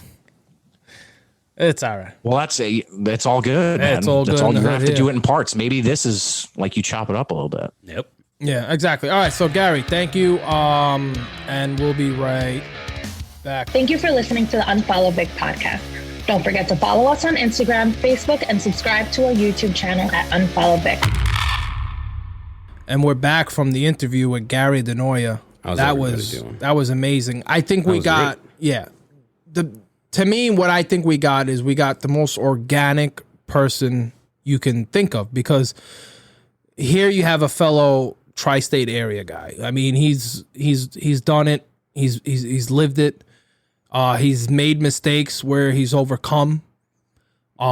He's in one of the hardest careers you can possibly be in, is becoming an actor. But I think he has something there, and if he keeps going with it, it's going to eventually pay off. He'll go somewhere with this stuff, man. He's talented for sure. Yeah, we definitely need to have him back on our show, and I definitely want to continue with this conversation, because I really think on YouTube he should have his own fucking mini series, just like almost like a Curb Your Enthusiasm type thing, and just air a series on YouTube. He would do good on that. I really see that happening. Yeah. But I know he's going to listen to this episode, so Gary, thank you for coming in and all that. And muchas gracias. Muchas gracias. On top of that, boys, anything else? What do we got? I want to thank those who have been listening and sharing and really hanging on with us. We've had a great experience. We've got some really good interviews. And just palm trees and sunshine. Palm trees and sunshine. Marco, as one of our additions today. Yeah, just glad to be back on here again. Hopefully I got some more in. Yeah, we'll get you back in, and the studio in Jonkers is beautiful. Oh, Jonkers It's is a a junker. nice place. It's on beautiful. All right, that's good. So this was another UnFollowVic episode. I hope you guys enjoyed. This was one of the longest, greatest interviews I think we've done. I hope you learned something from it. So UnFollowVic, spread the love, follow, share, support. We'll see you until the next one. Peace.